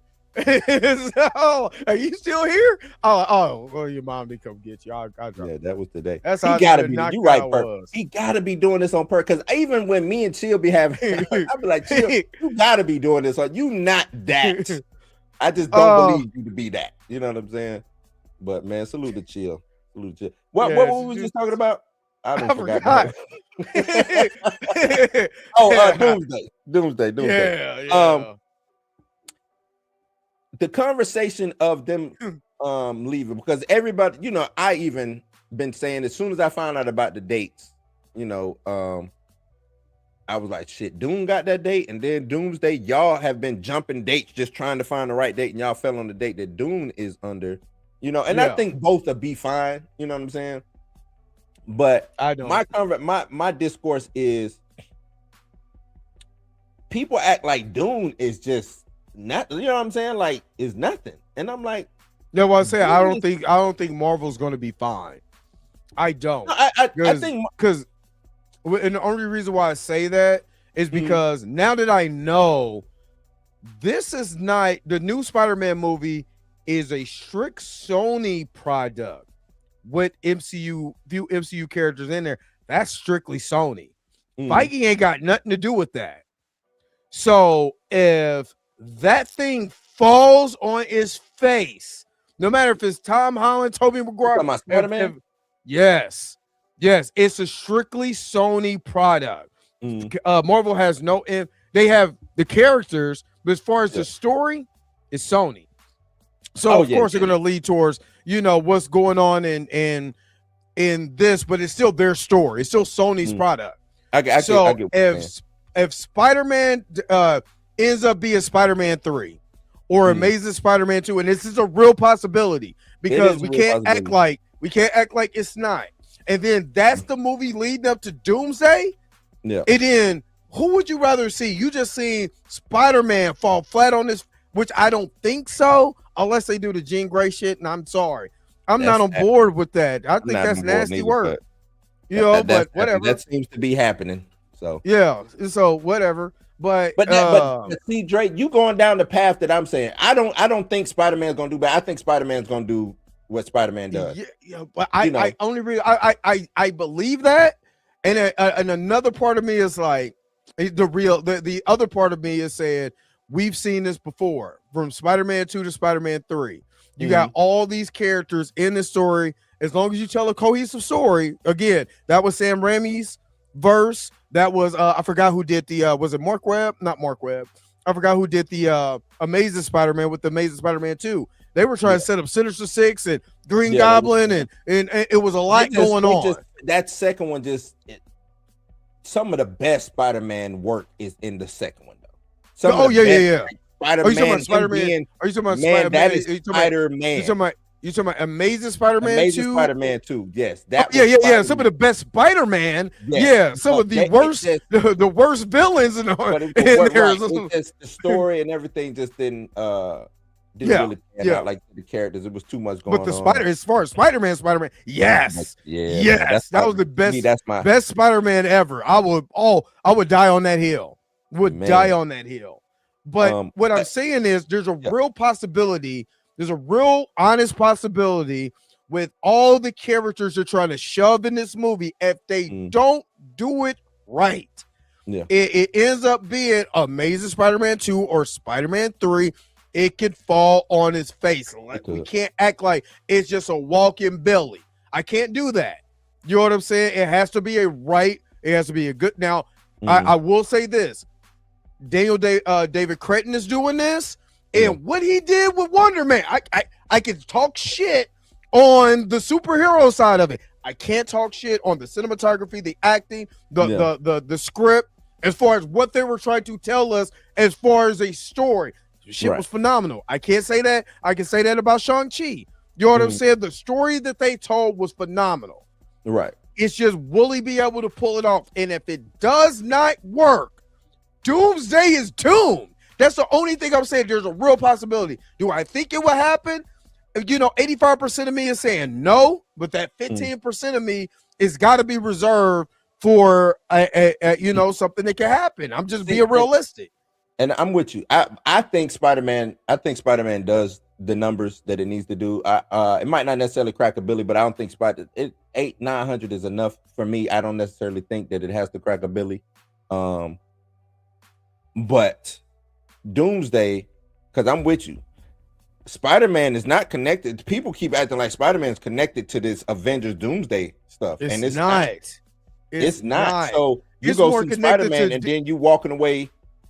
It's more connected to Daredevil right now than it is to Doomsday, which is wild. Well, see, I think with Spider-Man, because I'm like, okay, this is the start of a whole new trilogy. What if they setting up their own? What if Sony's like, no, we tired of playing ball with Marvel. We finna set up our own Spider-Man universe for real. And we might, if we feel like jumping in with Marvel, we'll jump in. I mean, they signed the contract, so I think he's still in the Marvel. They can still use the character in the Marvel wheelhouse, right? But is it to their liking? That's what I'm saying. Yeah, you can use. That's a question. That's a question. But if I'm in ultimate control, I'm like, I don't feel like my guy's represented well in that. You see what I'm saying? Like, if they pulling one of those cards, because like I said, this does not connect to Doomsday. From my understanding, it does not connect to Doomsday.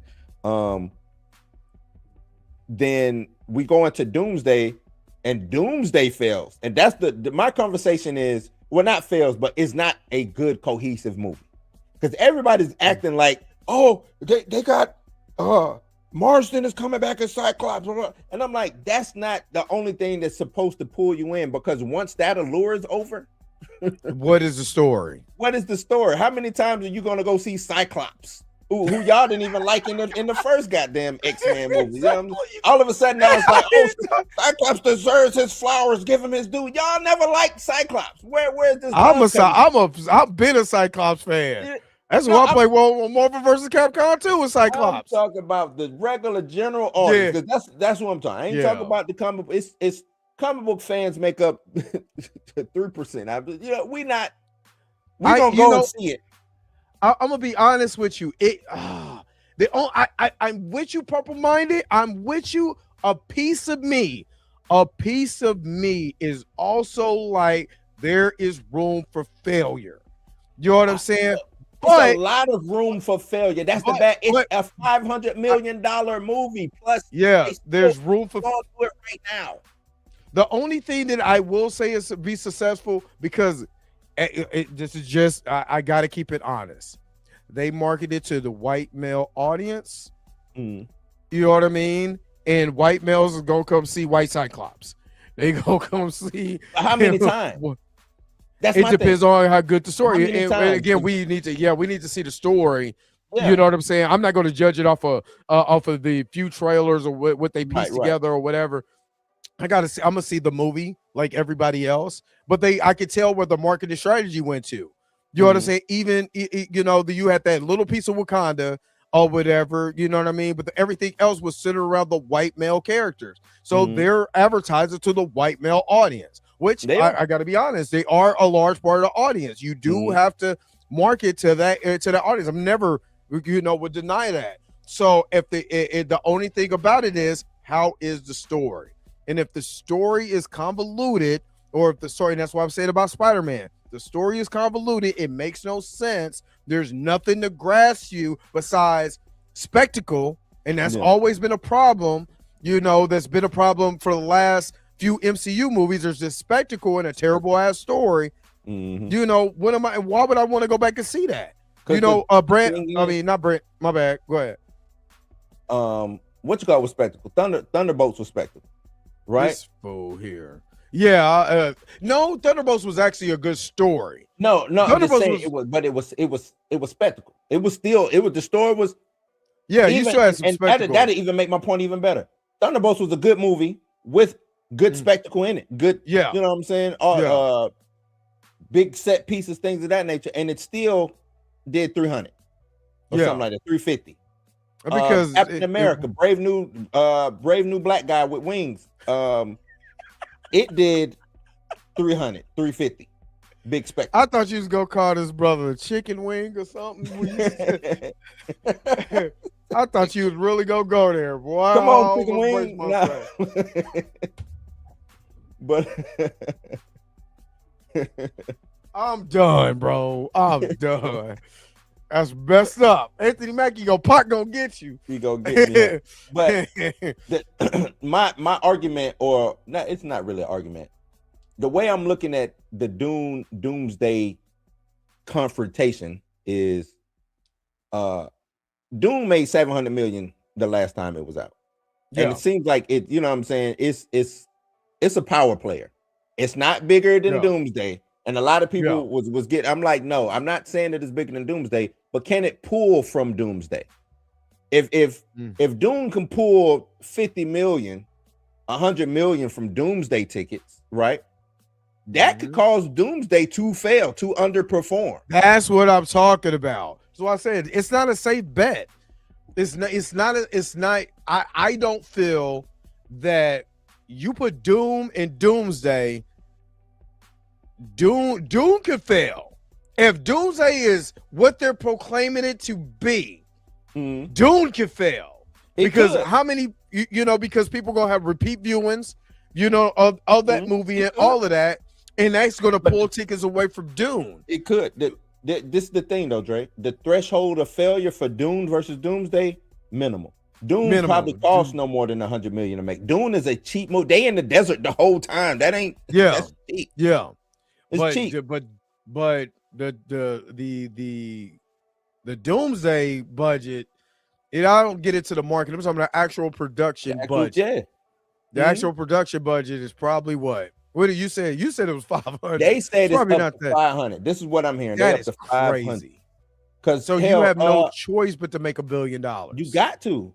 Like you got to. You shooting for $1.5 billion, really, if you think about it. Man. That's what they shooting for. Man, Torian, thanks so very much for the $5 super chat. Dre is aligned because when they saw Cyclops in the teaser, I saw so many of the usual suspects says white males are back more than a few times, and that's what they. And I don't believe white males never left because we're talking about the grifters, and the grifters is the ones that's gonna, if it's white led and it feels white, they're gonna be. That's the. And let's just be honest. These guys that are grifting, these white guys, the geeks and gamers, the neurotics, the critical drinkers, they're not having 1 billion views for no apparent reason whatsoever. People want to come to see that train wreck that they're talking about. But there are people that's in those chats. They're saying, yeah, I want to see my white characters. Right. I want to see white men on screen. So it could jump up the numbers. You know what I'm saying? I'm just saying the people who feel that way, they're going to come back because what is the thing about the Snyderverse? They're always talking about bring back the Snyderverse, but they never go to the Snyder movies that he's producing and blow them up to show we want this guy. So we'll see how this works. You know what I'm saying? But let me and like I said, I'm not I don't think Doomsday is going to. Let me take this. I don't think Doomsday is going to fail. I think Doomsday will do just fine. But he's going. They're going up against these Zendaya, Timothy Chalamet. Like they bring in what's his name? The Lobo, Aquaman. What's his name? Jason Momoa. Like they got some guys for the cheap over there because I don't think. Zendaya, Dave Bautista was in it. Dave Bautista, he was in the last one. I don't think he's gonna be in this one. I didn't. He did survive. He should be in this one. So, but they got some people, heavy hitters, but they're not paying them a lot of money. You know what I'm saying? And that's what I keep going to the budget. yes, people will leave the theaters or the discourse on live or on social media could be that the better film was Doomsday, right? But what's going to determine the winner between them two is going to be them box office tickets. And even if Doom only makes 700, but then Doomsday only makes 700, who is the real winner? Exactly. Let me go ahead and hook up this super chat. What do I got? All right, let me throw this. Let me throw this in here. Now you're looking at the world's richest man, and I'm black. All right. So final thoughts on this one. Yeah, we didn't address who should the move. I think if because I seen people, Dune should move. I'm like, Dune ain't moving. They've been there since day one. They not moving. And Warner Brothers is looking at Marvel. Warner Brothers is looking at Disney's like, bitch. Did you see what I just did last year? Did you? I got the world record for most Oscars. Yeah. You know what I'm saying? Like, did you see what I did last? You think I'm about to move? You think I'm gonna move? I saw what you did last year, Marvel. I saw what you did. You ain't do shit. You know what I mean? Like that's very true. You ain't do nothing. I'm out here even with my DC product, I still beat you on my DC product. So I'm not moving. So if anybody should move, and plus I think push come to shove, I think Marvel probably would move because they are still filming more and adding more to this. Now we still a long way away, but I can ultimately see them moving. Shit, I can see them moving up. Shit, we're a little less than 9 months away now. Yep. So we'll see how this thing goes. Me personally, I think they should both just go at it. Don't neither one moves and let the best man wins. You know, like I said, it's gonna you make your money on repeat viewing. Right. So if I believe in the Russos view more than others, and if they just make a good movie with repeat viewing, that's all that really matters at the end of the day. At the end, that's all that matters. If you can going to see it again and again after again, if you feel like, and a lot of people is not taking account the economy that's happening right now. Gas is $100 million a fucking barrel, or you know what I'm saying? So if people don't want to hop in their car to go to the theater, they're not gonna do it. So we'll see. Fandom will win. I'm with you, Torin. Fandom win. I mean, Michael Jackson about to make $1 billion, and it wouldn't surprise me if he has the biggest opening weekend of all time. This, you know what I'm saying? This next month, I got my ticket for the 22nd. So I'm just saying. But anyway, y'all let us know. Put it in chat. Let us know what you guys think. All right, our final topic: Supergirl. And I just seen Lobo, the picture of Lobo, and all of that. I still don't like the makeup. It looks like makeup. And Lobo is supposed to be his skin. That's the only thing that that I'm not particularly feeling. But other than that, what are you thinking about Supergirl? Will this be a summer blockbuster? Summer blockbuster? I don't think it'll be a summer blockbuster. No, I think it'll be a good movie. I think it'll do good. Summer blockbuster, like, nah. I don't. Is it gonna be the Independence Day? Is it gonna be them old summer blockbusters? Nah. And you know what? It could be, like you said, if it could have legs. I'll tell you that. Let me say that. Blockbuster, no, but it can have legs to where it makes a shit ton of money. You know what I'm saying? It can be one of those things. But it might not have the best opening weekend. You know what I'm saying? Because it seems like a lot of people look at that opening weekend as whether that movie's gonna do good or not. And it's really not that. Sometimes people just, might just be a bad weekend for the people around the country or around the world to even go to the movies, stuff like that. But it could have legs. I think this movie is going to be good, though. I think it's going to be a good movie. And I think this a lot of people saying this is a make or break movie for the DCU. I don't think it is, you know, because a lot of people are, oh, we need, where's Wonder Woman at? Where's Batman? Like, imagine them saying that about Feige them back in the day. You're right. You know what I'm saying? Like, imagine them saying, where's Wasp at? Where's Ant-Man? Right.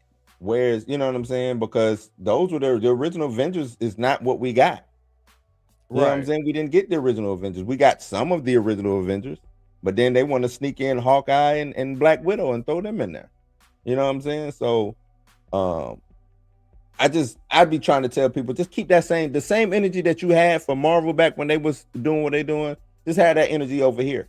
And I know you can, you know what I'm saying, we can be a little biased because and we have that revisionist history about ourselves and we forget where we come from. You know what I'm saying? But forget the origins. Keep the same energy. It's okay if I don't know why people want Gunn to fail so much. That's my thing. Like, I'm trying to let's ask Tina. Let's ask Tina.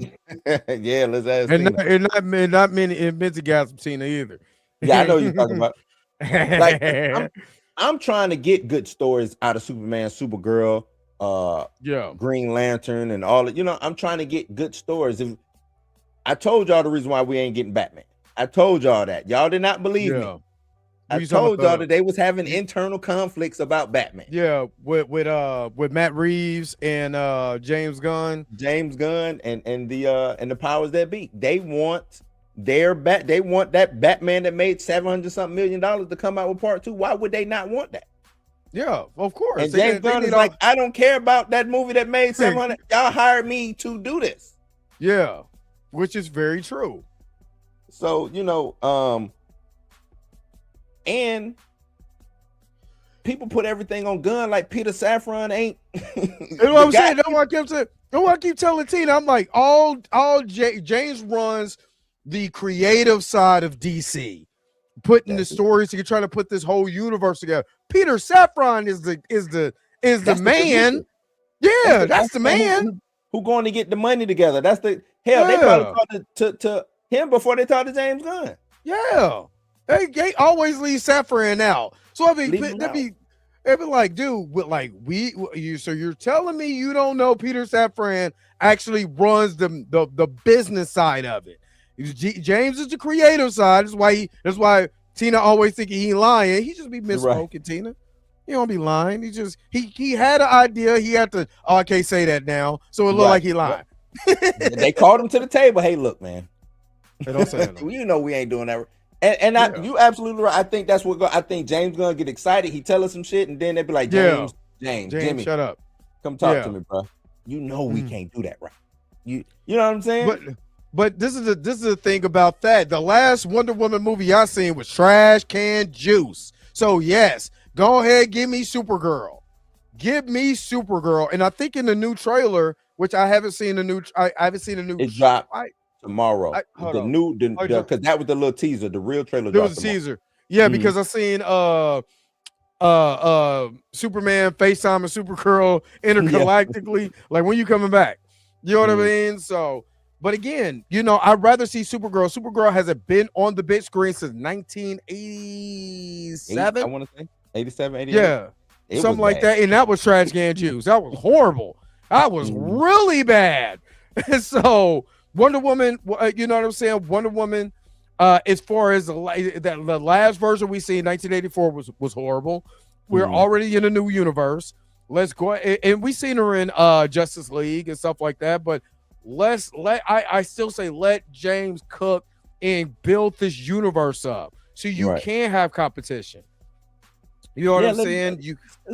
Let them cook. Let's say that. Let them cook. Let them cook. Safran and James Gunn. Yeah, let them do the thing. Peter Safran has given y'all some of the best films. Y'all don't even, you know what I'm saying? He gave y'all the Conjuring universe. That's his universe. Yeah. He gave us that. Oh, and them movies don't do nothing. That. Yes, that's Peter Safran. I forgot that. Those movies still showing now. Yes, that's what I'm saying. Y'all are worried. They are worried about the wrong guy. They worry about James Gunn. James Gunn is he is exactly what he is, the gun. And if you go wherever Peter Safran pointed him at is what happened. Yeah. That's what I believe.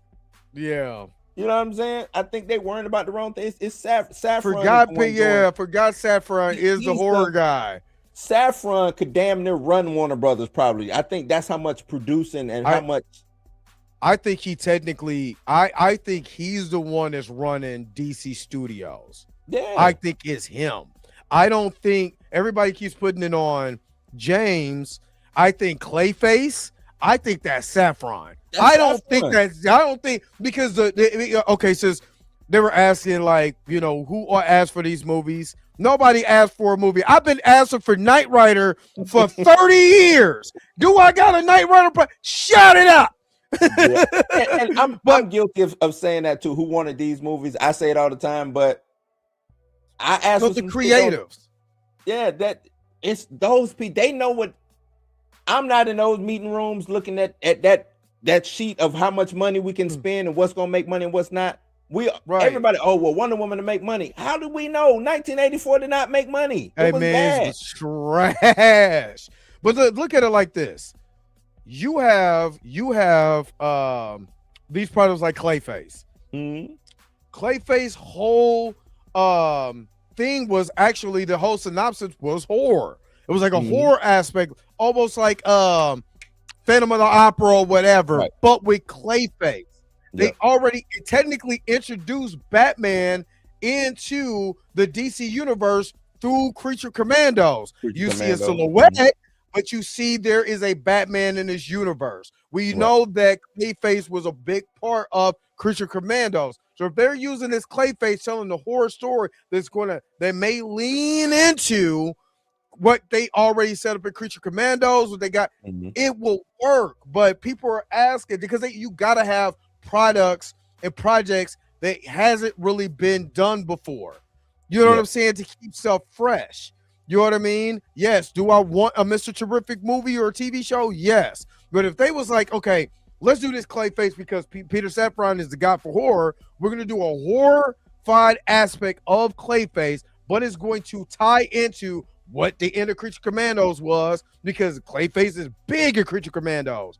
Then are we really complaining because Creature Commandos was good? Am I complaining? No. Supergirl, you're introducing Lobo.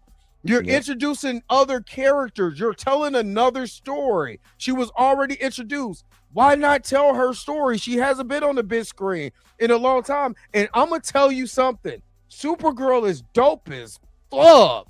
Supergirl is actually way better than Superman. You know what I mean? I think she can beat the shit out of Superman if you want to keep it real. She don't hold back. She don't have that moral code. She's a real Kryptonian. You know what I'm saying? Throwing up the K. Kryptonian. You know what I'm saying? So I'm just saying we gotta allow the story to unfold. You know what I'm saying? And see where they go with the stories. Because if we really just base it off of what the prospects or, well, they're doing this, they're doing that. Oh, we don't know nothing. We don't know nothing. They offer you chicken nuggets. You don't know if the nuggies is good. Just eat the nugget.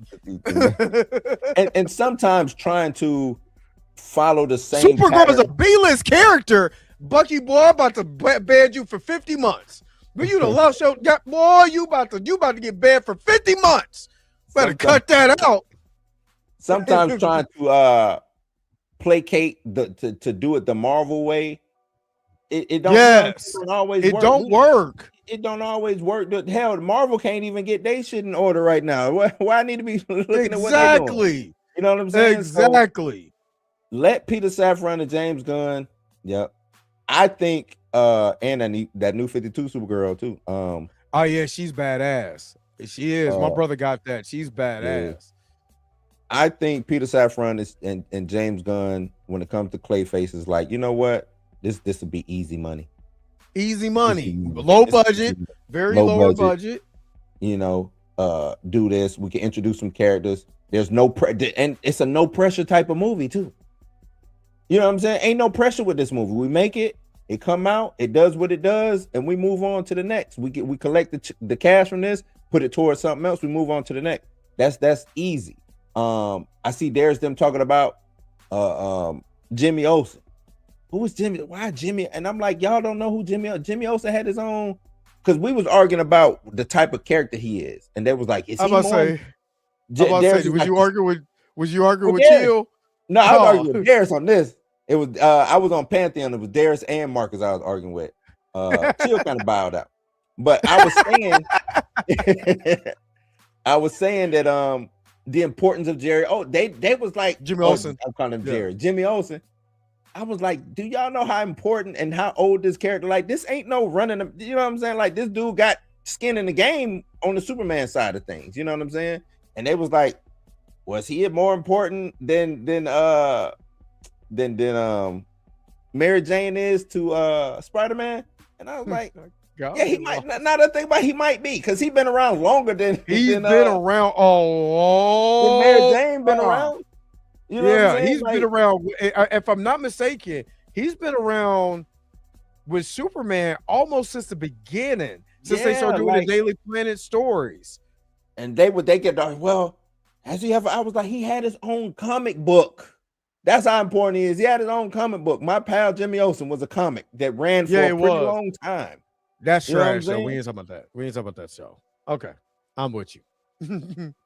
But the Supergirl show. Yeah, I like that. It got better when they moved it to CW. Yeah. Now y'all to make me lose my train of thought talking. Oh, Jimmy Olsen. You know, Jimmy. So with these characters, let them come in. If there's a good story to tell, let it be as long, like I said, long as it's the essence. Imagine, because I think the story is about like him think of like X-Files, but Jimmy Olsen. Yeah. Him investigating these crazy things that's happening. I don't think that's a bad show. It's a show. Yeah, but think about it like this. This is again, everybody wants a Snyder cut. There's a lot of things that's wrong in Snyder's universe is dark as hell. I'm trying not to cuss, y'all. I'm really trying. Snyder's universe ain't the best universe. That's a dark, bleak universe. Snyder's universe works well with Batman, right? That Man of Steel movie was I liked it, but that ain't Superman. I hate to tell y'all, that's not Superman. That's not Superman. The last Superman movie, the Superman movie that came out last year, that's Superman. That's Superman. I don't know what that is. That was not Superman. Like, I remember when Man of Steel came out, everybody was like, what the hell is this? Yeah. This is not Superman. Y'all forgot the desert scene when she was going to go rescue. We can go rescue what's her face, but Jimmy Olsen, he got popped in the head during that during that interrogation scene. They killed Jimmy. Yeah, Jimmy didn't even get no shine. Jimmy got murked. So with going back and watching Man of Steel, no, that was in Batman versus Superman when Jimmy got blicked. That's right. That was Batman versus Superman. That was Batman versus Superman. Man of Steel. Trash. Him not say, you think Superman ain't saving his daddy in a tornado? I know, just dumb. You think Superman? You think his dad? I think hey, Clark, don't worry about me and this dog, or come get the dog, but don't come get me. Even though I know you got superpowers, I need you to protect your superpowers. Nobody was gonna see him move that fast. Okay, let me just say this, D Stizzle. Odd choices for Snyder was way worse than the odd choices for Gunn. At least the essence of Superman was still in the Superman movie. My man is over here snapping necks and destroying buildings like he's Goku and Vegeta. You know what I'm saying? Not saving his father from a tornado. Dude, I've been in a tornado. I've been in a literal tornado. You can run and go get your daddy. Going right. Ain't nobody paying attention to Clark going to save his daddy from a tornado. They trying to get a tornado. They're trying to get to safety. They ain't nobody gonna look up. Oh man, he's running kind of quick. How you gonna see if he's gonna be faster than a speeding bullet? And how more fast durable than a locomotive? To go get his daddy. You know how slow you are. That you got how slow that Superman's gonna be with people looking at you like, man, you didn't see Clark? Man, get out of here. Get out of here. I see Clark running. Hell, you can't see a bullet. Man, I'm sorry. That Superman. Snyder Superman for me was too detached. You know what I'm saying? Yeah. Yep. So, Superman knew who he was. The one thing that I didn't like about how we got introduced with Clark in Snyder's Man of Steel was he went on a journey to find himself, and that always messed with me. You know what I'm saying? Because Clark Superman would never do that. Yeah, because he knew who Paul because Kent, of his Mark values. Kent, they instilled in him who he was. They let him know, you're an alien, but you a Kent. You with us. We got your. You know what I'm saying? Because he went on that journey early. He wanted to know who he was early. Once he started getting powers and say, "Hey, why can I fly? I'm waking up, floating and shit, and doing all types of." I sneezed and flames came. You know what I'm saying? Hold up, D Sizzle. No, I'm talking about I'm talking about D. We ain't going on guard. We done with the guard. That's old. That's old hotness. I mean, that's old and busted. We on new hotness. We're talking about what he's done in DC. And I agree with you. Superman would never do that. So when we got introduced to this new Superman, this is exactly what I would see in Clark. Clark is that. Clark would argue, early Clark would argue with Lois. It was like, I'm just trying to do good. Like, I don't understand, why are you tripping so much? This Clark over here putting people's 18-wheelers. You know how much? Go ask Carl Malone how much 18-wheelers are. He can't pay child support, but he get an 18-wheeler and he putting it on the pole. Carl Malone drove an 18-wheeler to the WCW match. to go fight Dennis Rodman and Hollywood Hogan. Him and DDP. Dude, that does not look like. I hate y'all do that. Abundance, I hate y'all do that because you're echoing what a lot of grifters are saying. Right. It's an echoing of it is nowhere close to Guardian. If you take, I can literally show you a clip of a Guardians in any space-based movie, whether it's Star Wars, hell, a lot of Dune looks like Star Wars. They look like they're on Tatooine. You know what I'm saying? Because guess where a lot of the inspiration comes from? You know what I'm saying? So what I'm saying is that when you look at this Supergirl movie, if all you can think about is the guard, that's not a James Gunn, Peter Safran problem. That's a you problem because you're finding something to complain about. But if you take that clip, and I can show you a clip of the Mandalorian where they were fighting the pirates at the I forgot the scene. They were fighting the pirates where Grogu was inside the little mechanical mech thing. Yeah. It looks the same. It's an alien planet. What is alien planet supposed to look like? The thing is, all of these, when it comes to that, there's space opera, space cowboy. Like that's just the aesthetic. It has nothing. It's like Cowboy Bebop. Right. It has nothing to do with Guardians of the Galaxy. It has nothing to do with Star Wars, Supergirl. Like once they go and start transversing planets and they're doing space pirates and stuff like that's the aesthetic that Hollywood has given us. In Abundance, James Gunn didn't write or James Gunn only gave the concept. That is not his movie. Nope. That is not his movie. He's not the director of that movie. Didn't write it. So when you when you look at it and you put it in that perspective, because that's what you're looking for. You're not looking at the trailer, you know what I'm saying, as a trailer not done by James Gunn. You're just looking at a trailer.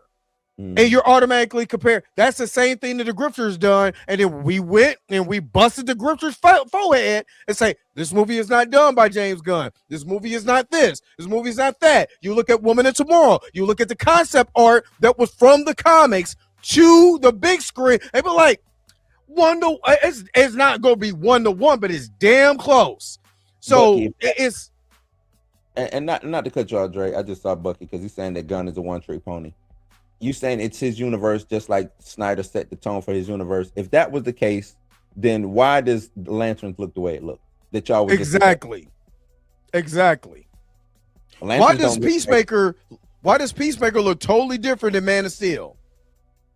Why does Creature Commandos look vastly different than the aesthetic that we got You know what I'm saying? In Peacemaker, Superman, in the you know what I'm saying, and in the Lantern show. No, And if you're not moved by suit, that's fine. Like that's you know, okay.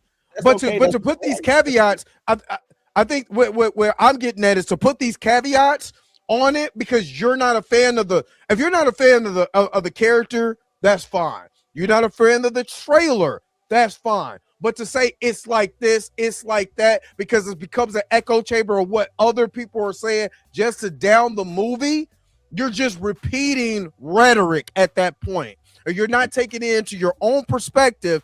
Is Woman of Woman in Tomorrow is reflective of the comic, just the comic, reflective of what we're seeing on screen, because that's what they're adapting.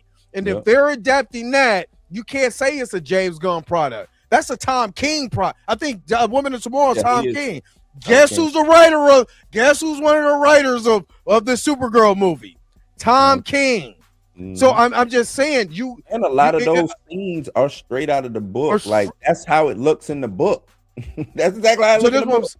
Yeah, and that's what I'm saying. So we got you know, not saying that you're wrong. I'm not saying you're wrong because the way you think and the way that you're echo. I say you gotta. What I'm saying is this is an allegory of watching what you're saying, because you're repeating something that everybody's trying to put out there to down the movie and not actually looking at the bigger picture and saying, is this an adaptation that I could get a part of because it was already in the book? And are they taking these elements and actually giving us something that I will be able to watch because I like the book? Yeah. That's it. That's you know what I'm saying? That's it. And I think Supergirl, I'm gonna be honest with you, because of the the marketing for this movie could get better on tomorrow. Like they just go all out. I don't know. I'm looking at maybe 500 to 650 million at the most. I'm gonna be honest. That's where I'm at. 5 to 6. 5 to 6 is 5 to 6 would be like, damn, did y'all see what we did? We did 5 to 6, you know what I'm saying? So yeah, to me, now if this movie ends up being like incredible, like if you come and I'm like, oh my God, because of the way that they portrayed the character, but you know what I look at? I look at when people say, oh, there's no hype for a movie. Word of mouth is the biggest hype that you could possibly get. So if you go into this movie, but if you go into this movie, again, you only got one trailer. That's what I'm saying. Stop judging the movie just by the trailer. And I'm gonna tell you why to stop judging the movie by the trailer. Transformers 1, I'm gonna tell you this, and I'm gonna stop talking. Transformers 1 was super kiddie to me as far as the marketing for the trailer until I seen the movie. It is way darker than what I expected. It was way better than what the trailer was. The word of mouth starts spreading and it got more hype on streaming and stuff like that. You know what I mean? And I believe that this might happen. I'm not for sure. I don't know. But if the trailer shows you one thing, you're seeing the death of Krypton, for one. Seeing the destruction of Krypton for the first time in this universe. You see what I mean? You're seeing her story. We don't know the tone. You're just going up that one trailer because it has some music on there. What trailer doesn't have that? The Devil Wears Prada had 80s music. Yeah, they had 80s music, quips and stuff like that. And I wasn't like, damn, this seemed like a James Gunn product. It's the Devil Wears Prada too. So we got to get out of that. They've been doing that. But we got to watch the movie. Watch the movie for the merit, not the trailer. You know what I'm saying? Watch the movie, and go from there.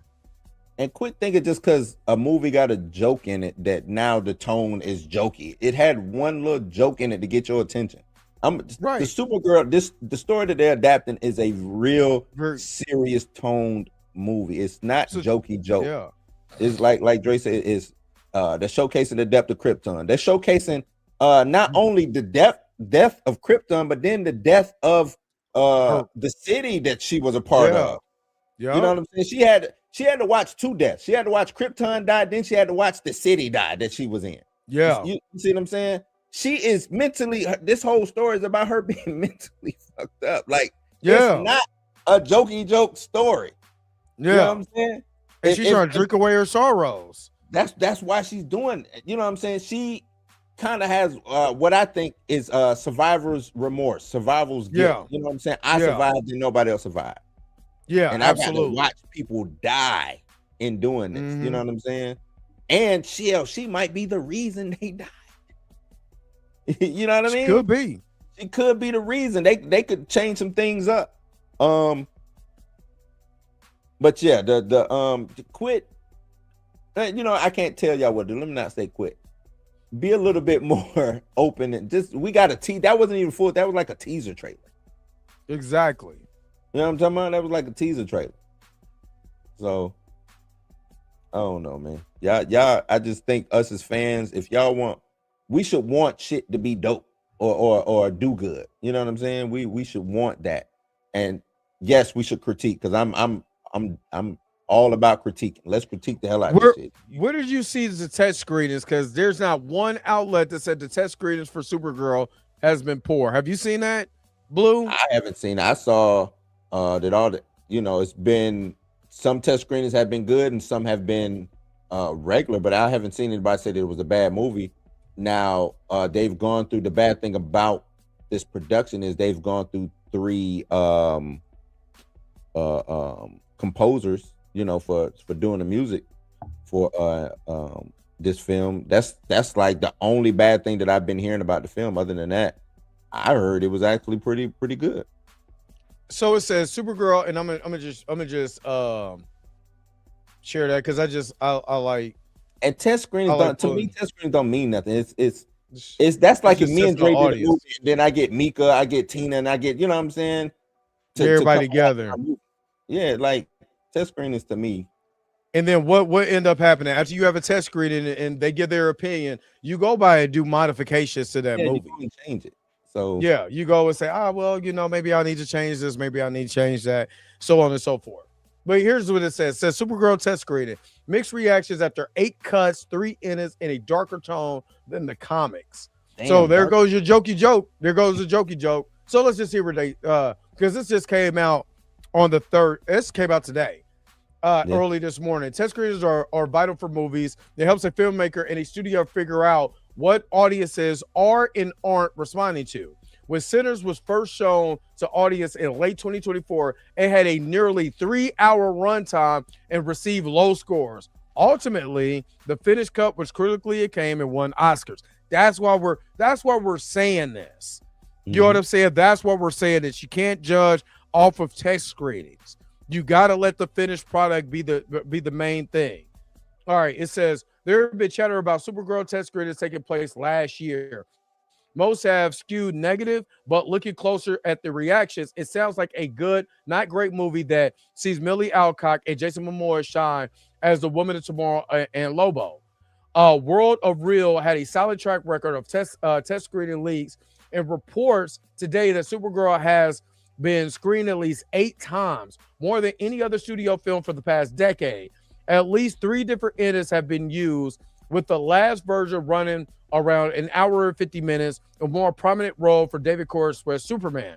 The site reiterates that Alcott's Supergirl remains a highlight, but the reactions have been consistently mixed. Not disastrous, but not glowing either. The report as it's been more mixed. Yeah, several sources mentioned that the action sequences don't quite land and that the main villain Krim feels underwhelming. Tom King, I want to talk about Krim. You already had a problem with Krim. Yeah, I was like, the look. Krim should not look. They should have Krim being an attractive white male with blonde hair. That's what he should be. Mm-hmm. I don't think you go to the whole space pirate with the tattoos and the piercings and stuff. I think that was a bad move. If I was watching the test, I'd be like, hey man, can y'all reshoot everything with Krim? Like, just give me somebody else, get him out of here. That's what I would say. Yeah. Go ahead. So it says Tom King and Blissquist Everly's Supergirl Woman of Tomorrow is a visual delight. I told you it's Tom King. This is not, let me reiterate. This is not James Gunn's movie. It's not his movie. Let me just put that out there. It's a visual delight with bright colors and sweeping cosmic landscapes. The Supergirl teaser trailer featured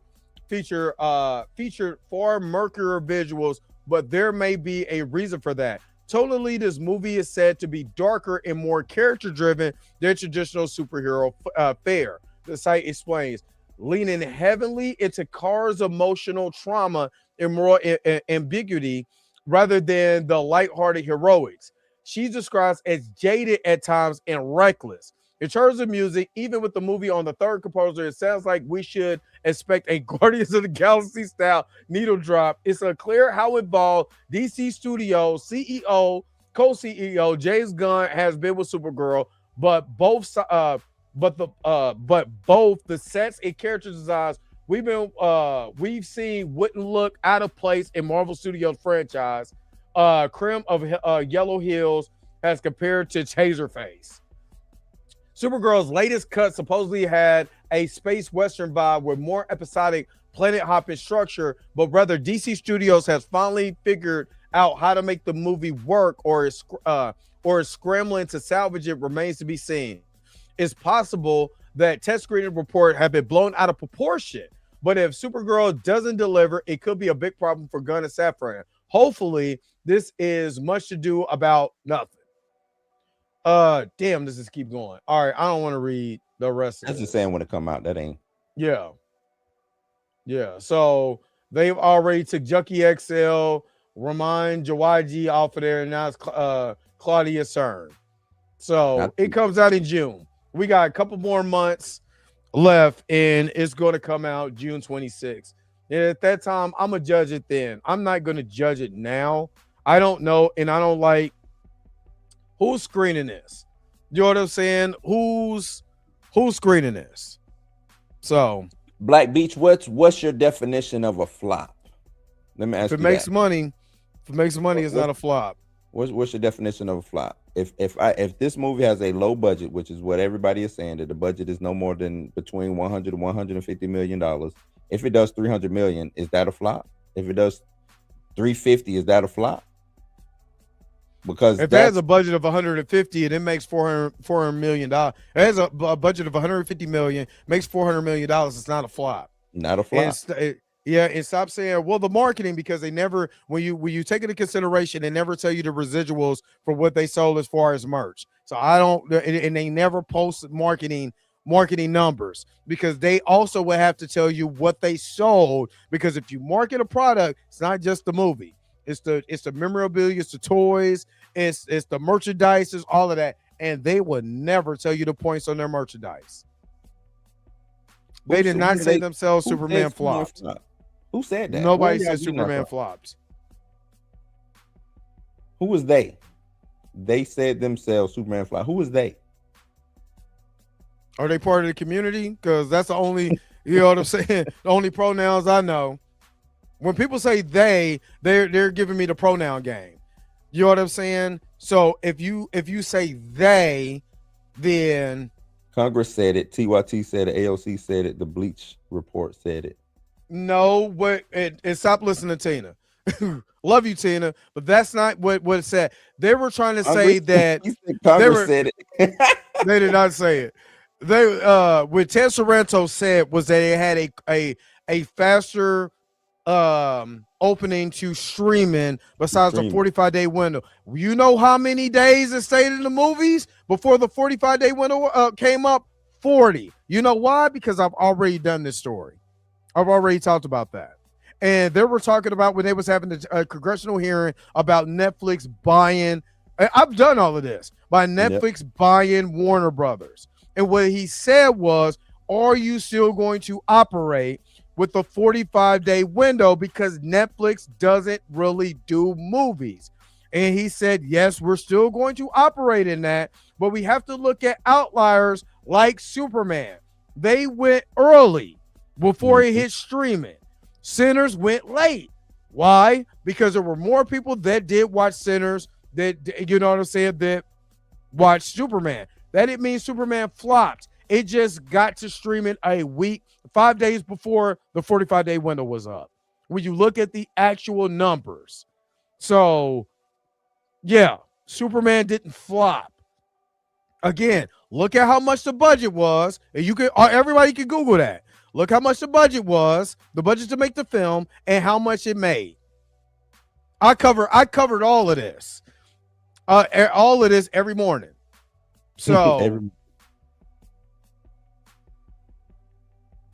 okay, so 350. Did it make money?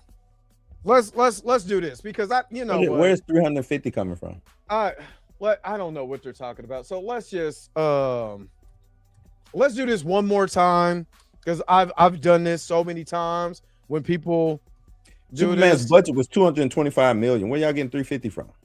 They don't know. An easy Google search just told me that. It's a talking point.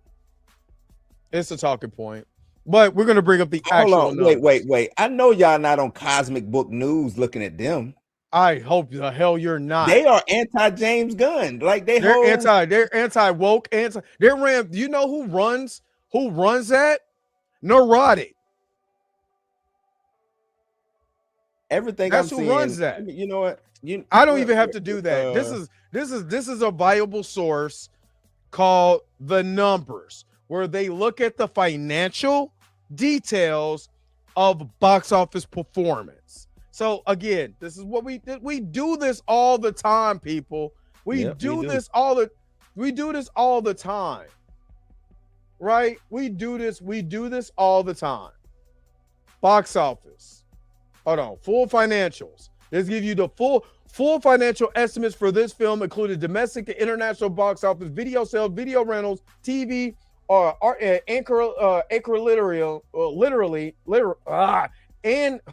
ancillary revenue are available through our research services. For more information, yada yada yada. Oh, okay. Where's it at? I need the full financial details. Why is it not giving me the full financial details? Hold on. Oh, I need to go back. Go back to the summary. All right. So, production budget $225 million. Worldwide box office is 2.7 times production budget. So it made 2.7 times the production budget.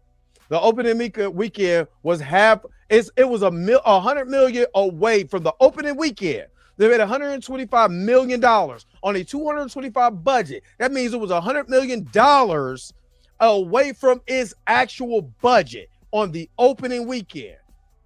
Just on the opening weekend. Yeah. So what are we talking about? I don't know why this was always a discussion. Like the numbers is out there. Like wasn't nobody lying. Like, and I don't know why everybody keep trying to add, the production budget, the promotion budget, the they keep making stuff that doesn't make sense. Hold on, I'm gonna take this off because I need to find that other one. I need to find the other one that breaks down all the information. But yeah. No, go ahead. Yeah, they bring up this stuff because it's easier to crap on this. You know what I'm saying? Because you don't like James Gunn. You know what I'm saying? Or you don't like whatever. I don't care about that. I care about the numbers. What does the numbers say? What does the numbers say? And why would they greenlight if it was a flop, they for one, a production studio would never greenlight another movie if it was underwhelming at the box office. They would never do that. We have so many movies in Hollywood that's been that had a ending that set up a new movie because it was so underwhelming you never got that movie, the next movie, because it underwhelmed at the box office. So what are we talking about, people? What are we actually talking about? And I understand if you don't like you don't like James Gunn, you don't like his vision. I get that. And I don't want anybody to think that that's what you're supposed to like it. That's ridiculous. Right. Yeah. I ain't trying to make you like something. That's absolutely ridiculous. My whole thing, let's stick to the facts. You know what I'm saying? Yeah. But if we're right, but if we're talking about numbers, we're only talking about women lie, men lie, women lie. Numbers don't lie. Superman grossed $354.2 million in the United States and Canada, and $264.5 million in other territories for a total worldwide of $618 million on a $225 million budget. that means it made its money. It made money. That's why they greenlighting another movie. I understand that if you looked at this and said, you know what, I think it's a flop, where you have your opinion doesn't mean that you're not right, because financially, fiscally, they made money. No matter what you think, it made money. That is not a flop. A flop is 225 million. A flop is the Marvels. That's a flop. If you want to look at the budget number of the Marvels compared to what they made at the box office, that is a total flop. But there is no marketing. Black Beach, stop. There's no marketing budget. There's no such thing as a marketing budget. The reason why they do not, they would never share that information with you, is because then they would have to tell you how much they made on merch. Just like WWE. WWE puts out a commercial all the time. They would never tell you how much that commercial makes. Why? Because every time you go to a WWE event, they're selling t-shirts, belts, toys, Funko Pops, so on and so on, pictures, so on and so on. So that means they would have to share how much they made from the actual merchandise. They're never going to share that information with you. I would like to know how much, because if we're talking about that, once you put something on YouTube that's monetary, like a trailer, they make money off of the ads from the trailer, right? Yes, they do. They get paid from that. So ad revenue, because we make ad revenue. Stuff like, you know what I'm saying? Stuff like that. So this is the Black Beast. Marketing is, let me make a Funko Pop. Well, so I'm marketing Superman with a Funko Pop, but I'm selling, it's merch. I'm selling it. It's merch. Right? You see what I'm saying? That's marketing. Marketing ain't just a trailer or exactly. Putting something on TV. Marketing budget is, okay, I need to make some shirts. I got $50 to make 100 shirts. I make the 100 shirts and I sell that one shirt for $50. Exactly. You see what I'm saying? So I had $50 to make 100 shirts, and then I turned around and sold those 100 shirts for $50 a piece. That's marketing.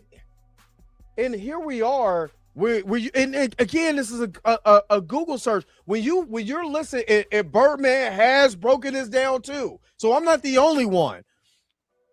This is reports from Deadline, Variety, and who are they sourcing? Their own self. It's an estimate. They're just pulling out numbers. That doesn't make it true, because their source is their own source. It's their own source. I've done this. Oh my God, how many times have I talked about this on my show?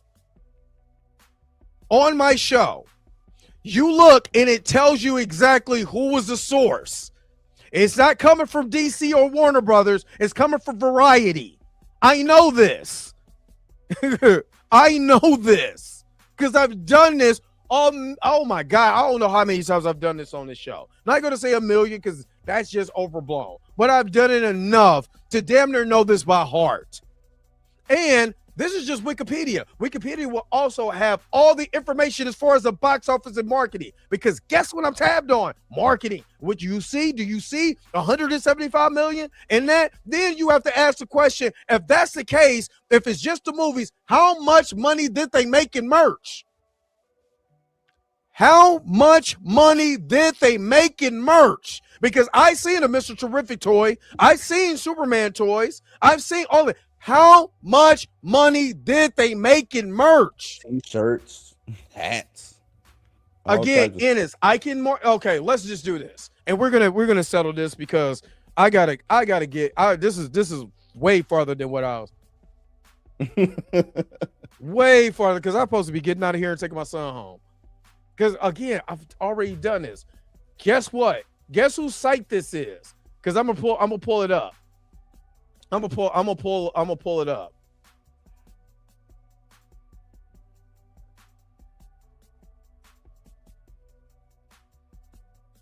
Because this is a trade. I hate them. Oh my God. Why are they tweaking now? Hold up. This is not their. Is this where it says the marketing budget from Hollywood Reporter? No, this is just James Gunn saying it doesn't need to make.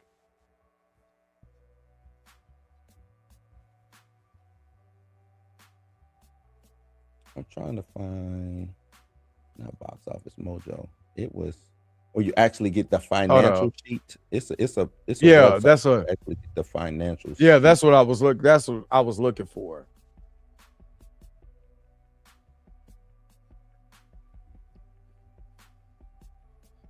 And that's why I was looking for the actual source. This is coming from IMDb. This roughly 200 combined with the 225, the global marketing budget. But they won't tell you again how much they made in merch. Again, because it's not a viable source. Roughly 125 to 200 million is far off. If you got detailed information, that it will tell you detailed information.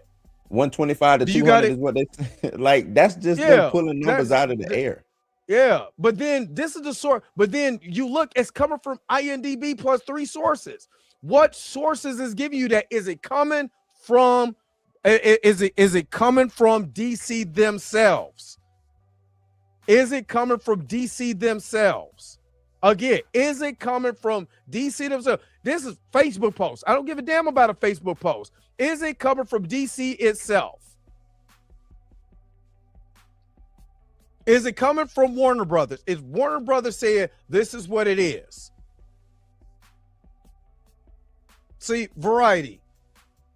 This is where a lot of people are getting this from because Variety posted this, and we all know how Variety is. If y'all remember what happened with Sinners, you already know what Variety is. So, hold on. Let's get to that roughly 125. You see how there's no viable source that tells you exactly what the budget is? This tells you the budget. Okay, the film costs $225 million, another $125 million of market globally. The latter included pricey stunts, but a Superman, pricey stunts like a Superman figure hovering, or whatever. Where did they get that number from? Again, where did they get that number from? Because it doesn't tell you where you get the number from. Because Variety doesn't know the numbers. Variety doesn't know the numbers. I mean, this is something that we know the film costs 25 because Warner Brothers told us it cost 225. They didn't say that it cost 225 plus 125. They said the budget for this film is 225. So where are they getting this 125 from?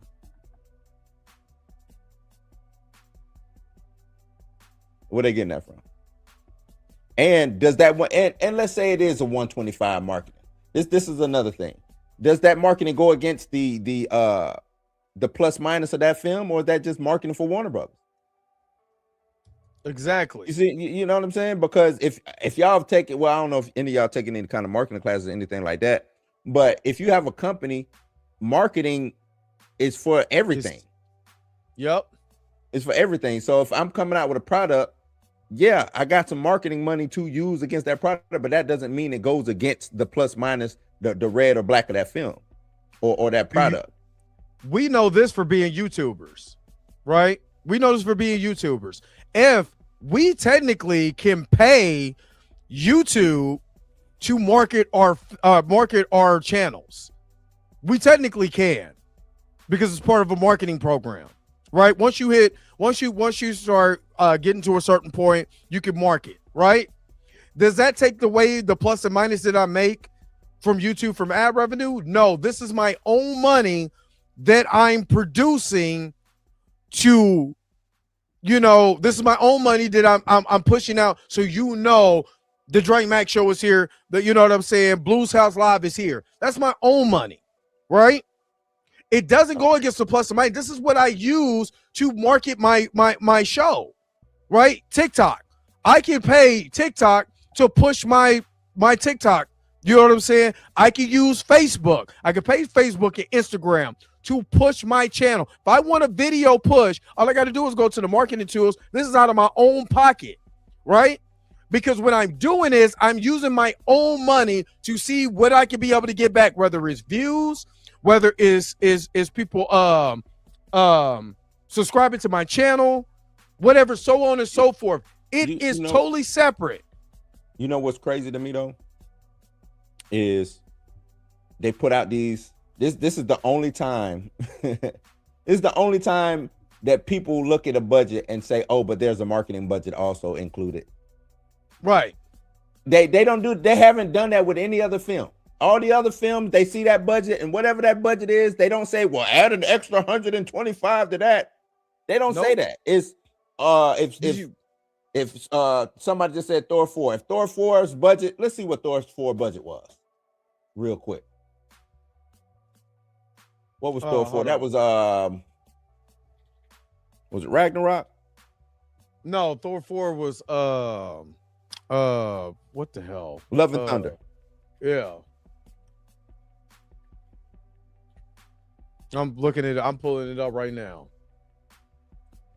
I guarantee you none of the articles are gonna say 250 million plus. Let's see what these articles say. Because like I said, this is the only, for some reason. Here, I'm gonna take my oh, you got that? Is that me? Oh, yeah. Let me take this off.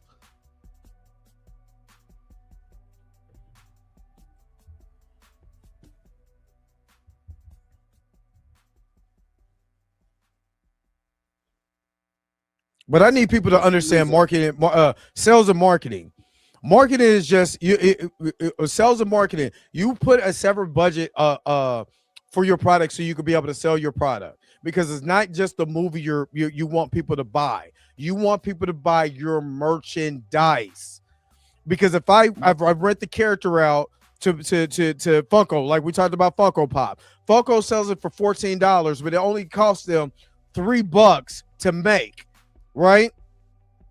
They take the $3 that they made, or let's say $3.50, $3.50. So they 50 cents on the dollar for making the Funko Pop. Who gets the remaining portion of that money? Because it's their character, the company that owns it. That's how market. That's why they would never sell you. They would never tell you the marketing budget, because then they would have to devolve how much they made in merchandise. Go listen to any wrestler talking about their merchandise budget. That's why you got your salary and you have a merchandise. You got points on your merchandise. So that's why somebody might not make $1 million, because will they be able to sell merch? That's what it's about. Yeah, boy. Get off here. Let me stop. But Black Bleach, you didn't have that. You didn't have that same thought when Dre just read about Sinners having bad test screenings. It's been a lot of movies that have bad test screening. Test screenings don't mean it don't mean nothing. If I'm making a film and I do a test screening, my first cut is bad. Okay, I need to go back to the cut. I need to go back in. Right, that's how it is. And then I do another test screening, and they say, all right, well, it got better this time. I keep going. If you think I'm gonna have the perfect movie off the first shoot, off my first cut, you highly wrong. And I'm telling you this from a person who has been in films, doing movies and stuff like that. It's always like that. I would rather a person measure twice to cut once than to have to keep cutting and cutting and cutting and cutting and cutting. You see what I'm saying? I don't want a botched up film. That's what we got with Justice League. That's why Justice League was bad.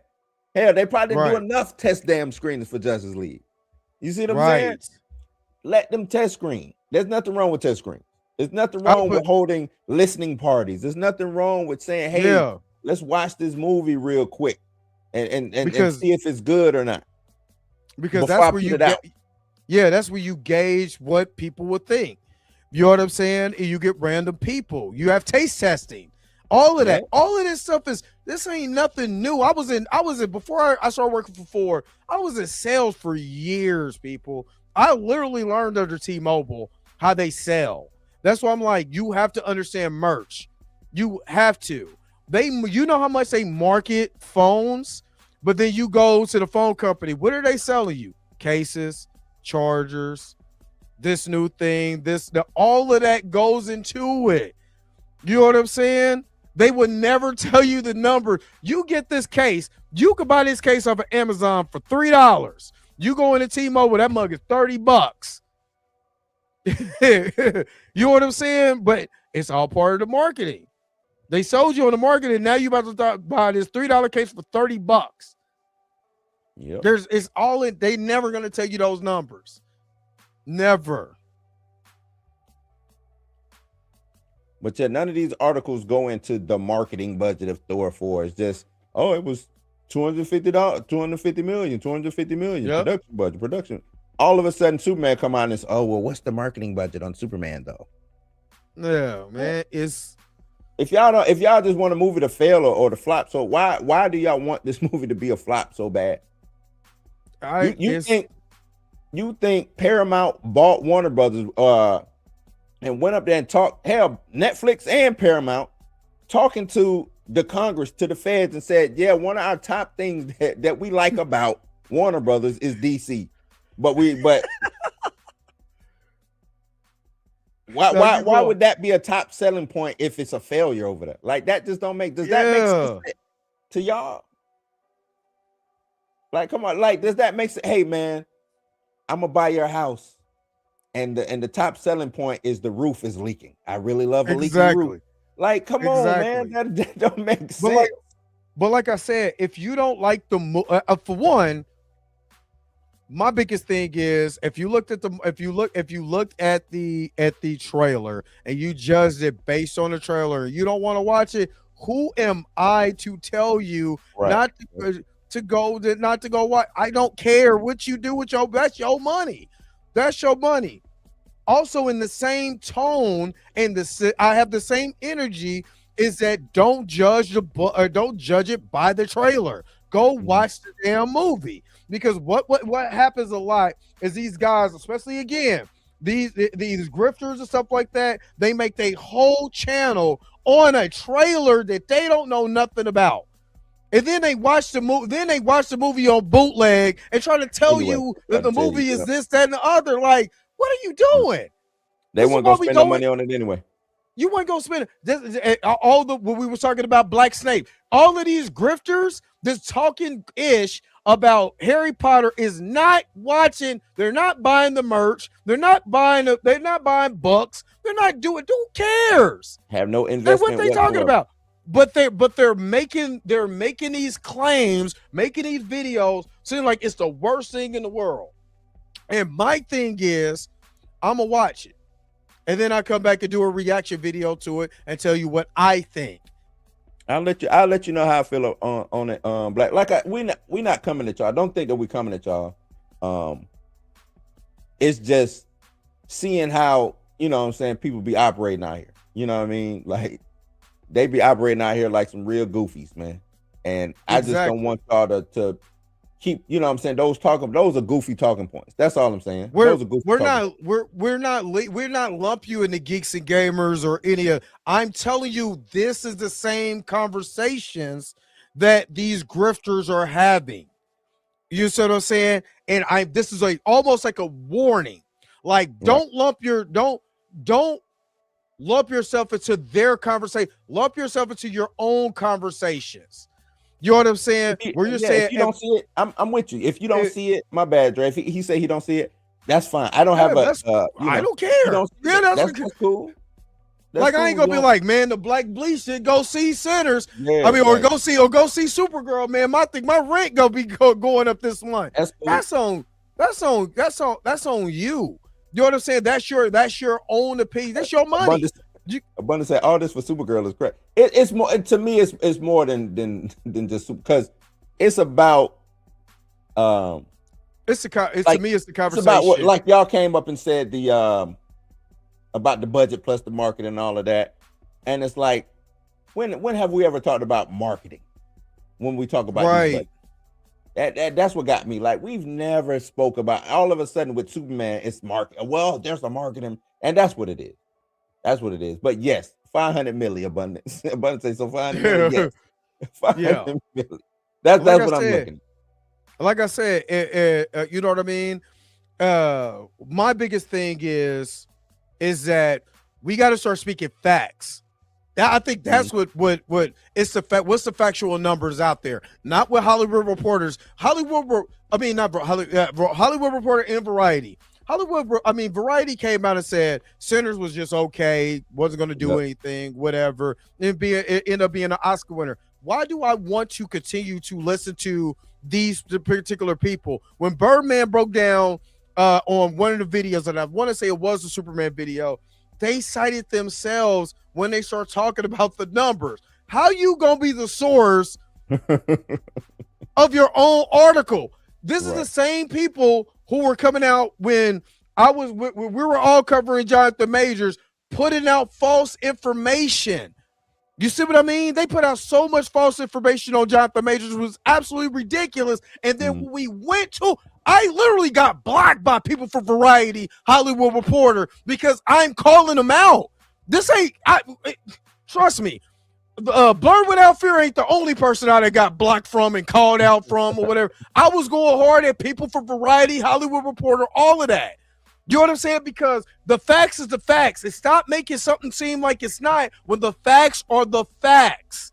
And people run with narratives. And what I'm trying to do is say, do not run with a narrative. Because narrative pushing is something that we literally see in America all the time. We see it in Congress. We see it in these comic book streets. We see it in basketball. And it's not the facts. That's the only thing that I'm saying. Don't run with a narrative. That's the only thing. Because Black Bleach said that DC pivoted. I think, and it go back to what me and Dre was saying about the dynamic between Peter Safran, James Gunn, and what's going on. James Gunn is the face.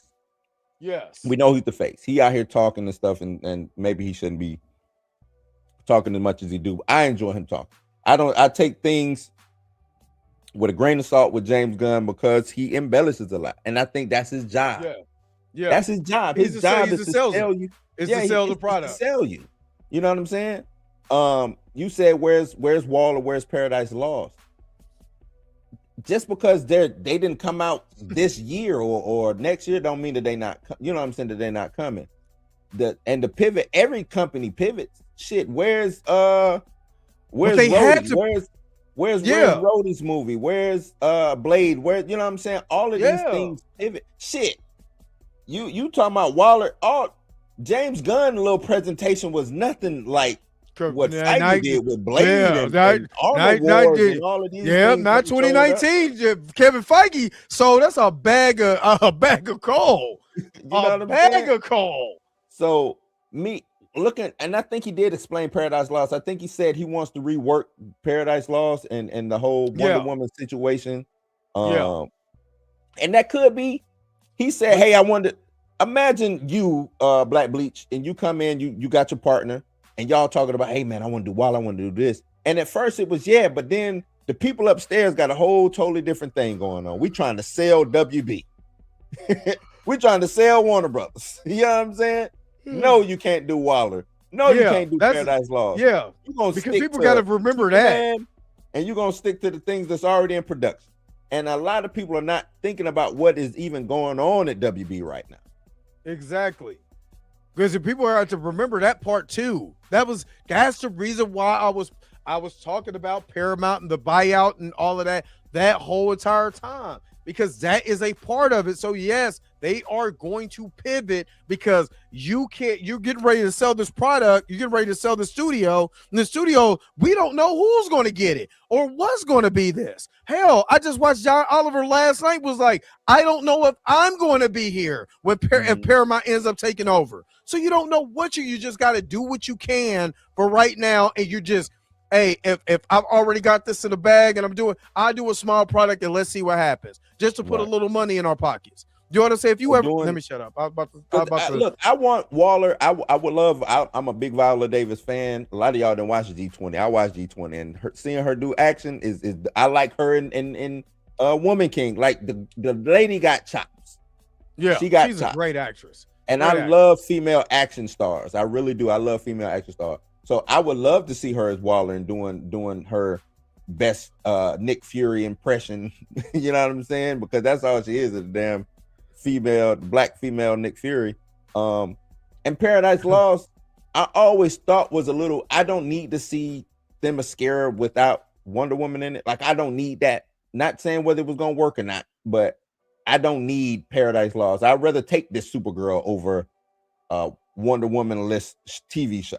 You know what I'm saying? Like, I think James Gunn looked at Black Panther, was like, nah, I don't need to replicate Wakanda. You know what I'm saying? Because that's all Themyscira is when you think about it. It's Wakanda with females and stuff like that. And I don't think he needs to make Fetch a thing. You know what I'm saying? What ain't that how it used to go? You trying to make Fetch happen? Like, nah. Right. Themyscira is not gonna happen. It's just not. So, especially without Wonder Woman, you just can't do it. All right, Torian, and we about to wrap this up here soon. What do y'all think we will see in the Supergirl trailer tomorrow? I don't know. I don't know. I think it's going to turn a little bit more bleak towards the end of the trailer. I think we're going to have this thing is going to introduce Superman, because they already kind of showed that them having the FaceTime video. But I think it's going to go a little dark, seeing her destruction of Krypton, especially if they make it where almost like where people got hyped about the X-Men trailer for Doomsday, where you see just this destruction and going on and all this stuff, and it starts to get bleak, and she's trying to fight, she's screaming and stuff like. I think that'll be dope, and you have to put some type of epic theme to her. I think for you can't use the Superman theme, but you have to use some type of epic theme for her to make this work. So. And y'all ain't gonna be here. Y'all gonna be asleep. I think we get more Lobo. I think you're gonna. I think most definitely Lobo and Superman. I think there is gonna be a side quest with them or a side story with them. And Supergirl, her sidekick, I forgot her name. It's stuck in my head. And they're actually going to be going through what's going on in the comics. But I think they added Lobo and Superman to kind of give us change up, a switch up, because. The more I think about with them saying, oh, we added more Superman, or we're going to be adding more Superman to this, I'm trying to think, where would Superman come in? You know, based off of the Tom King. What? Did it already come out? Yeah, it's a trailer. I'm going to play it at super slow mo, because they never get me for my super slow mos. When did they upload it? They just uploaded it? This is 12 hours ago. Oh, no, okay. That's the teaser. It says it's a full trailer. But I will say this. Y'all know that I was on TMZ, and I seen a lot of propaganda going on with that too. So I'm just saying, it said this is a teaser for a minute and 50. How long is the next trailer gonna be? 5 minutes? It might be, man. No, that's it. What are you on? You on DC? Yeah, this is on. Yup. Hold on, y'all. Hold on.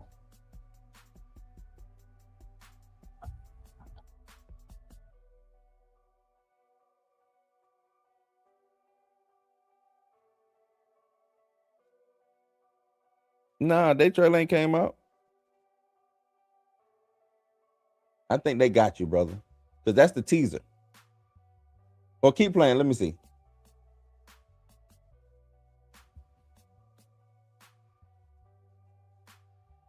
Yeah, that's the teaser, because she's going to turn the music up. That's the teaser. I don't know what the extra...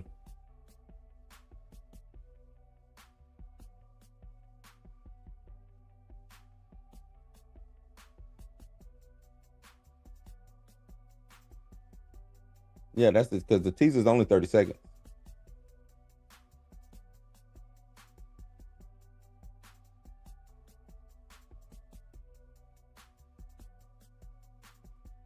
I seen a lot of people was mad because he said, "Hey, it's me, Clark."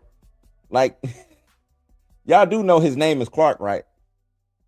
A lot of people like, why didn't he say, "Hey, it's me, Cal"? She calls him Cal because she knows him as Cal when he was a baby. She knows him as Cal. His name is Clark to himself. His name is Clark. I don't know why people's getting mad over that.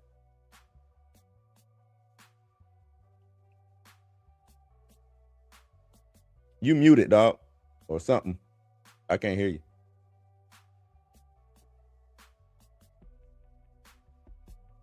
We can't hear you, Dre.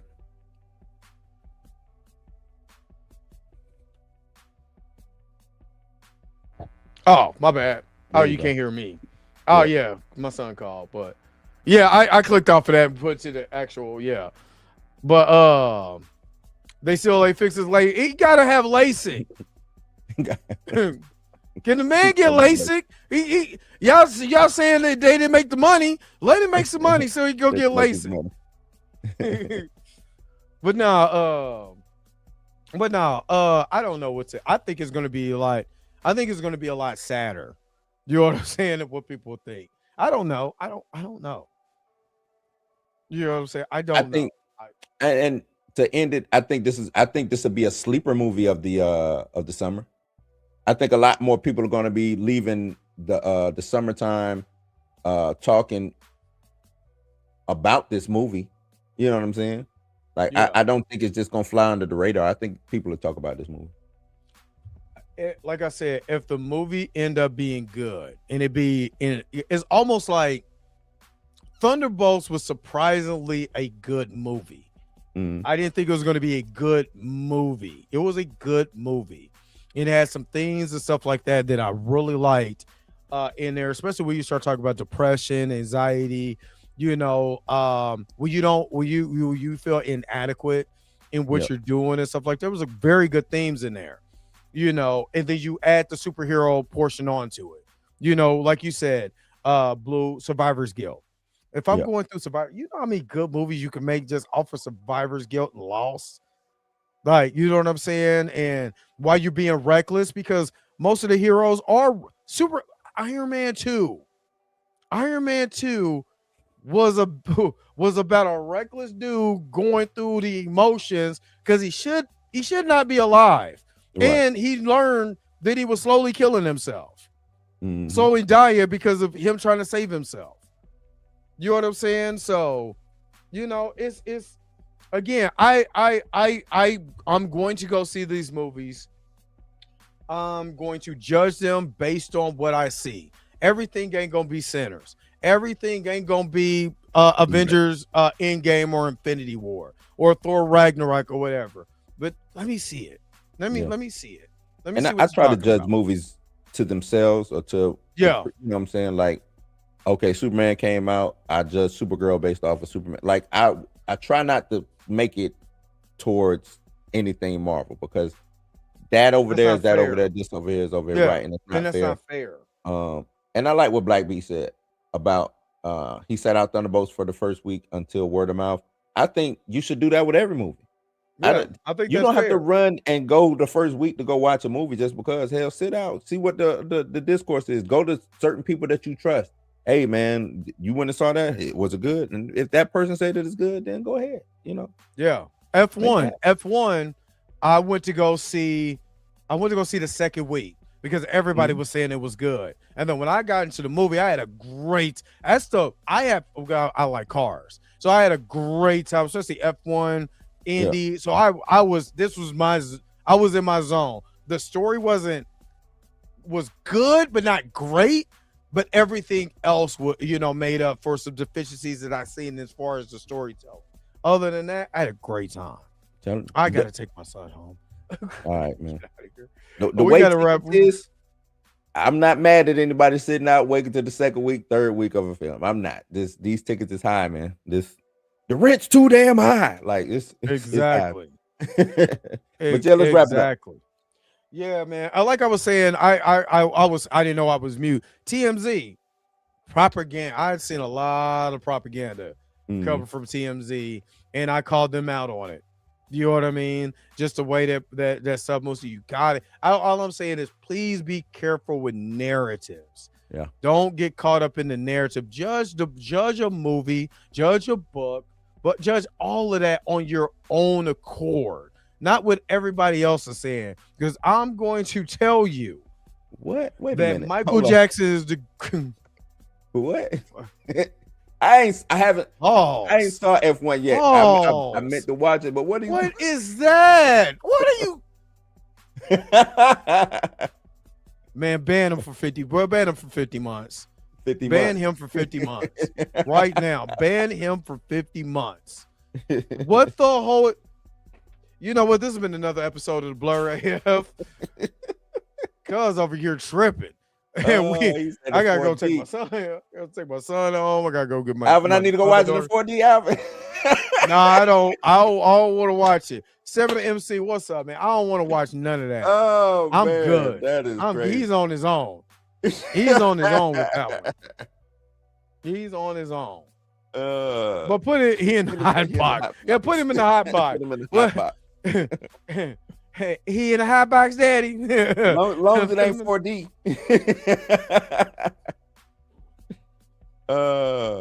I still ain't seen F1 yet, man.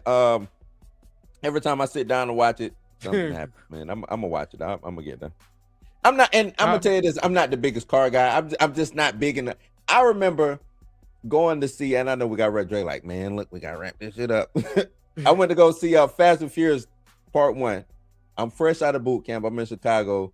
The dude I was in boot went. He was like, man, he was in the cars, so he wanted to go see it. Fucking went to go see it, and I just wasn't. And you know what I'm saying? Enthused. It was a good movie, but I just wasn't enthused about it. You know what I'm saying? Because I'm not in the cars like that. Yeah. But that part 2 though, when they went hood, and check your seat on, cuz. Forget about it, cuz. Forget about it, cuz. 2 is the one that got me hooked onto the franchise. I ain't even gonna lie. 2 got me hooked on the franchise. Hey, go watch 2 again. Paul Walker pimping through that he walking like Tyrese through that whole movie. Brad Pitt is not the last of the movie stars. You forget about Denzel, and you forget about man? Tom Cruise. Tom Cruise, Denzel, and Brad Pitt. Those are the last of the movie stars. And you still have Hollywood. You still got some Hollywood stars out there. Don't get it twisted. It may not be like the 80s where, but it's still Hollywood stars out there. And I hear Tom Hanks is making a comeback. So hey, if Tom Hanks can get this little last juice out this turnip, we might get some superstars back, man. That's what I'm saying. What do you got? What do you got coming up, Blue?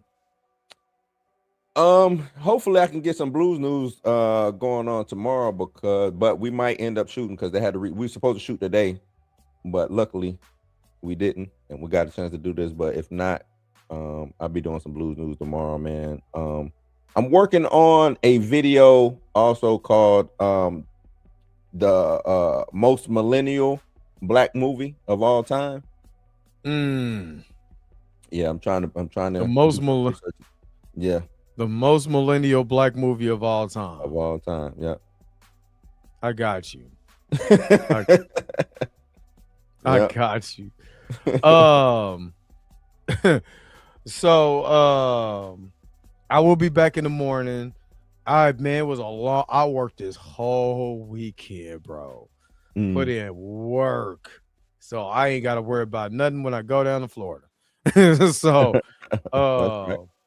So I'll be in Orlando this Friday. Fly in Friday morning. So I'll be in Orlando and all of that. So enjoy this. Hopefully Mika feels a lot better. We can shoot this. You know what I'm saying? And I could get to editing or whatever. We do a watch party. Do a watch party and see how the editing and everything comes out or whatever. But I'm ready for this first product. So yeah. Okay, that's what's up. Black Beach. So, yeah. Black Bleach. My research is pointing towards Best Man. I don't agree with it, but the research that I'm getting is Best Man is that shiggity for some reason. I don't know why. The Best Man is one of my favorites. One of my favorites. You can't forget the wood. You can't forget the wood. You can't forget I just was watching the Love Jones. It's from my research, it's a lot, but everything, the people I'm talking to, a lot of them gravitate towards that Best Man for some reason. The Best Man is the joint. Yep. So we're getting ready to wrap it up here, man. If y'all got anything, y'all put it in don't put it in the chat. Go over to the comment section and let us know what you guys think about the whole entire stream. Put it in the comment section. and let us know if you got questions and stuff like that so we can be able to chop it up in that comment section, man. But we about to get up out of here. Again, thank you so very much for tuning in to another episode of the Blur AF. For Bluminati and Mika G, because she's not here. So shout out again to Mika G, and make sure y'all going over to Cinematic Nightmares podcast and show Mika G some love. And I'm your man, Dre Mack. We'll see you again. Peace. Vibe higher. Let's get up out of here, man. Where's the outro at, man? I forgot this kid, but I gotta take him home. Let's go. Get up out of here.